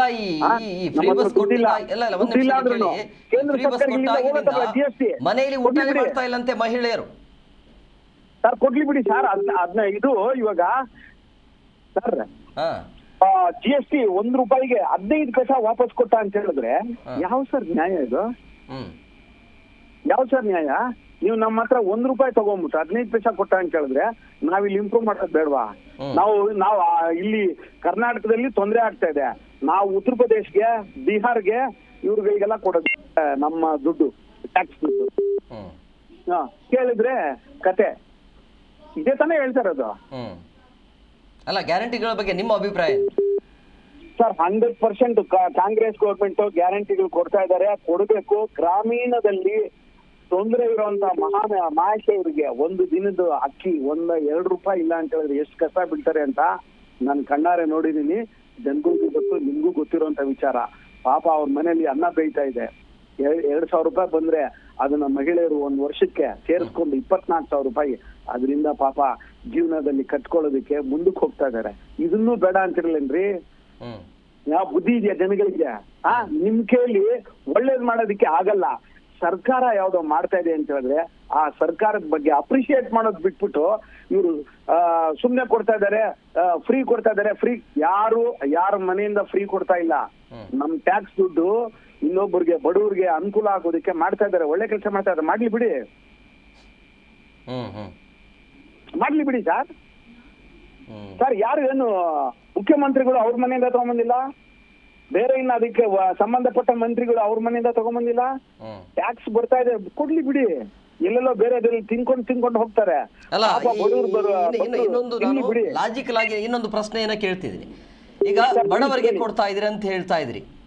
ಈಗ ಆ ದುಡ್ಡು ನನಗ್ ಬೇಡ, ಬಟ್ ನಾನ್ ದುಡ್ಡು ಇನ್ನೊಬ್ರಿಗೆ ನಾನು ಯಾಕೆ ಕೊಡ್ಬೇಕು? ಯಾವ ದುಡ್ಡು? ಈಗ ನನ್ನ ಟ್ಯಾಕ್ಸ್ ದುಡ್ಡು ಇನ್ನೊಬ್ರಿಗೆ ಯಾಕೆ ಬೇಕು ಅಂತ ಹೇಳಿ ಸರ್ ಹಂಗಂತ ಹೇಳಿದ್ರೆ ಯಾವ ತರ ಸರ್ ಜನ ಇಂಪ್ರೂವ್ಮೆಂಟ್ ಆಗುವಂತದ್ದು? ಅನುಕೂಲ ಇಲ್ಲದವ್ರಿಗೆ ಅನುಕೂಲ ಆಗ್ಬೇಕು ಅಂದ್ರೆ ಸರ್ ಹಾಸ್ಪಿಟಲ್ ವ್ಯವಸ್ಥೆ ಚೆನ್ನಾಗಿ ಆಗ್ಬೇಕು ಸರ್, ಶಿಕ್ಷಣದಲ್ಲಿ ಬದಲಾವಣೆ ಆಗ್ಬೇಕು ಸರ್. 100% ಆಗ್ಬೇಕು. ಕರೆಕ್ಟ್ ಅಲ್ವಾ? 2,000 ಕೊಟ್ಟರಿಂದ ಜೀವನ ಬದಲಾವಣೆ ಆಗಲ್ಲ ಸರ್. ಫ್ರೀ ಬಸ್ ಓಡಾಡಿದ್ರೆ ಜೀವನ ಬದಲಾವಣೆ ಆಗಲ್ಲ ಸರ್. ಇವಾಗ ಜನ ಸೀಟ್ ಸಿಗ್ತಾ ಇಲ್ಲ ಸರ್ ಗಂಡ್ ಮಕ್ಕಳಿಗೆ ಬಸ್ ಅಲ್ಲಿ. ₹2,000 ಕೊಟ್ರೆ ನಾನು ತಗೊಂಡು ನಾನು ಸೋಮಾರಿತನ ಆಗ್ಬೇಕು ಅಂತ ಕಾಯೋದಿಲ್ಲ. ಪಾಪ ಅವನ್ ವ್ಯವಸ್ಥೆಗೆ ಏನ್ ಬೇಕೋ ಅದನ್ನ ಮಾಡ್ಕೊಳ್ತಾನೆ ಸರ್. ಈ ₹2,000 ಗ್ಯಾರಂಟಿಯಿಂದಾಗಿ ಗಂಡ ಹೆಂಡತಿಯ ಮಧ್ಯೆ ವಿಪರೀತ ಜಗಳ ಆಗ್ತಿದೆ ಅಂತೆ, ಸಂಬಂಧ ಹಾಳಾಗಿದೆ ಸರ್. ಕತೆ ಹೇಳೋದಕ್ಕೇನು 1000 ಕತೆ ಹೇಳ್ತಾರೆ ಸರ್. ಬಡವರಿಗೆ ಅನುಕೂಲ ಆಗ್ತಾ ಇದೆ ಅನ್ನೋದು ಯೋಚನೆ ಮಾಡಿದಾಗ ಒಬ್ರು ಕಾಮನ್ಗೆ ಒಳ್ಳೇದಾಗ್ತಾ ಇದ್ರಿಂದ ತುಂಬಾ ಒಳ್ಳೇದಾಗತ್ತೆ. ಓಕೆ, ಕೊನೆಯ ಪ್ರಶ್ನೆ ಸರ್. ಈ ಸಂದರ್ಭದಲ್ಲಿ ಈಗ ರಾಜ್ಯ ಸಂಕಷ್ಟದಲ್ಲಿ ಇದೆಯಲ್ಲ, ಈಗ ಪೆಟ್ರೋಲ್ ರೇಟ್ ಜಾಸ್ತಿ ಆಗಿದೆಯಲ್ಲ, ಈ ಗ್ಯಾರಂಟಿಯನ್ನ ನಿಲ್ಲಿಸಿ ಆ ಗ್ಯಾರಂಟಿಯನ್ನ ಈ ತೈಲ ಕಂಪನಿಗಳಿಗೆ ಹಂಚಬಹುದಲ್ಲ ಸರ್? ಹೆಂಗ್ ಸರ್ ಮಾಡಕ್ಕಾಗತ್ತೆ ಏಕಾಏಕಿ? ಸರ್ ಇವಾಗ ಬೆಂಗಳೂರಲ್ಲಿ ಸಿಟಿಯಲ್ಲಿರೋ ಜನಗಳಿಗೆ ತೊಂದರೆ 100% ಆಗ್ತಾ ಇದೆ. ಪಾಪ ಆ ತೊಂದರೆನ ನಿವಾರಣೆ ಮಾಡಲ್ಲ. ಈಗ ಹೇಳ್ತಾರೆ ಗ್ಯಾರಂಟಿ ಬೇಕಾಗಿಲ್ಲ, ಗ್ಯಾರಂಟಿ ಬದಲಾಗಿ ಎಲ್ಲರ ಜನರದ ದುಡ್ಡು ಏನಿದೆ ಅಲ್ಲ, ಅಂದ್ರೆ ಎಲ್ಲ ಒಂದು ತೈಲ ಕಂಪನಿಗಳಿಗೂ ಎಲ್ಲಿ ಲಾಸ್ ಆಗ್ತಾ ಇದೆ ಅಲ್ಲಿ ಹಂಚಿಕೆ ಮಾಡಿ ಅಂತ ಹೇಳ್ತಾ ಇರೋದು. ಮತ್ತೆ ಯಾಕೆ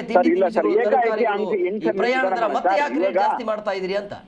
ಸರ್ ಒಂದು ಸರ್ ನಾನು ನಿಮ್ಗೆ ಒಂದೇ ಒಂದು ಸಣ್ಣ ಕ್ವಶನ್ ಕೇಳ್ಬಿಡ್ತೀನಿ ಸರ್. ಇವಾಗ 10 ಜನಕ್ಕೆ ಒಳ್ಳೇದಾಗ್ಬೇಕಾ, 100 ಜನಕ್ಕೆ ಒಳ್ಳೇದಾಗ್ಬೇಕಾ ಸರ್? ಈಗ ಗ್ರಾಮೀಣ ಭಾರತದಲ್ಲಿ ನಮ್ಗೋಸ್ಕರ ರೈತರು ದುಡಿತಾ ಇದಾರೆ ಸರ್. ಅವ್ರಿಗೆ ಒಳ್ಳೇದಾಗ್ಬೇಕು ಸರ್. ಅವ್ರಿಗೆ ಒಳ್ಳೇದಾದ್ರೆ ಆಗ್ಬೇಕು. ಸುಮ್ನೆ ಇವ್ರ ಕತೆ ಹೇಳ್ಕೊಂಡು ನಾವು ರೈತರ ಪರ ಅನ್ಕೊಂಡಿರ್ತಾರೆ. ಈಗ ಎಣ್ಣೆ ರೇಟ್ ಜಾಸ್ತಿ ಮಾಡಿದಾರಲ್ಲ, ಏನ್ ಮಾಡ್ತೀರಿ? ಯಾವ್ದು ಎಣ್ಣೆ ರೇಟ್ ಜಾಸ್ತಿ ಆಗಿದ್ದಲ್ಲ ಈಗ ಸರ್? ಬೇಡ ಸರ್, ಕುಡಿಯೋದು ಕಡಿಮೆ ಮಾಡ್ತಾರೆ ಸರ್. 2 ಬಾಟ್ಲಿ ಕುಡಿಯೋದು 1 ಬಾಟ್ಲಿ ಕುಡಿತಾರೆ. ಅದ್ರೆಲ್ಲ ಏನು ತೊಂದರೆ ಆಗೋದಿಲ್ಲ ಸರ್. ಅವ್ರ ಮನೇಲಿ ಹೆಂಡ್ತಿದ್ರು ಹೇಳ್ತಾರೆ, ಅಪ್ಪ ಕಡಿಮೆ ಮಾಡ್ಕೊಳ್ಳಿ ಜಾಸ್ತಿ ಇದೆ ಅಂತ ಹೇಳ್ಬಿಟ್ಟು ಅಂತ. ಆಮೇಲೆ ಜವಾಬ್ದಾರಿ ಇರೋ ಗಂಡು ಮಕ್ಳು ಅವರು ಕಡಿಮೆ ಮಾಡ್ಕೊಳ್ತಾರೆ. ಸರ್ ಜನ ಬುದ್ಧಿವಂತರಿದ್ದಾರೆ, ಯಾರು ದಡ್ರೇನಲ್ಲ.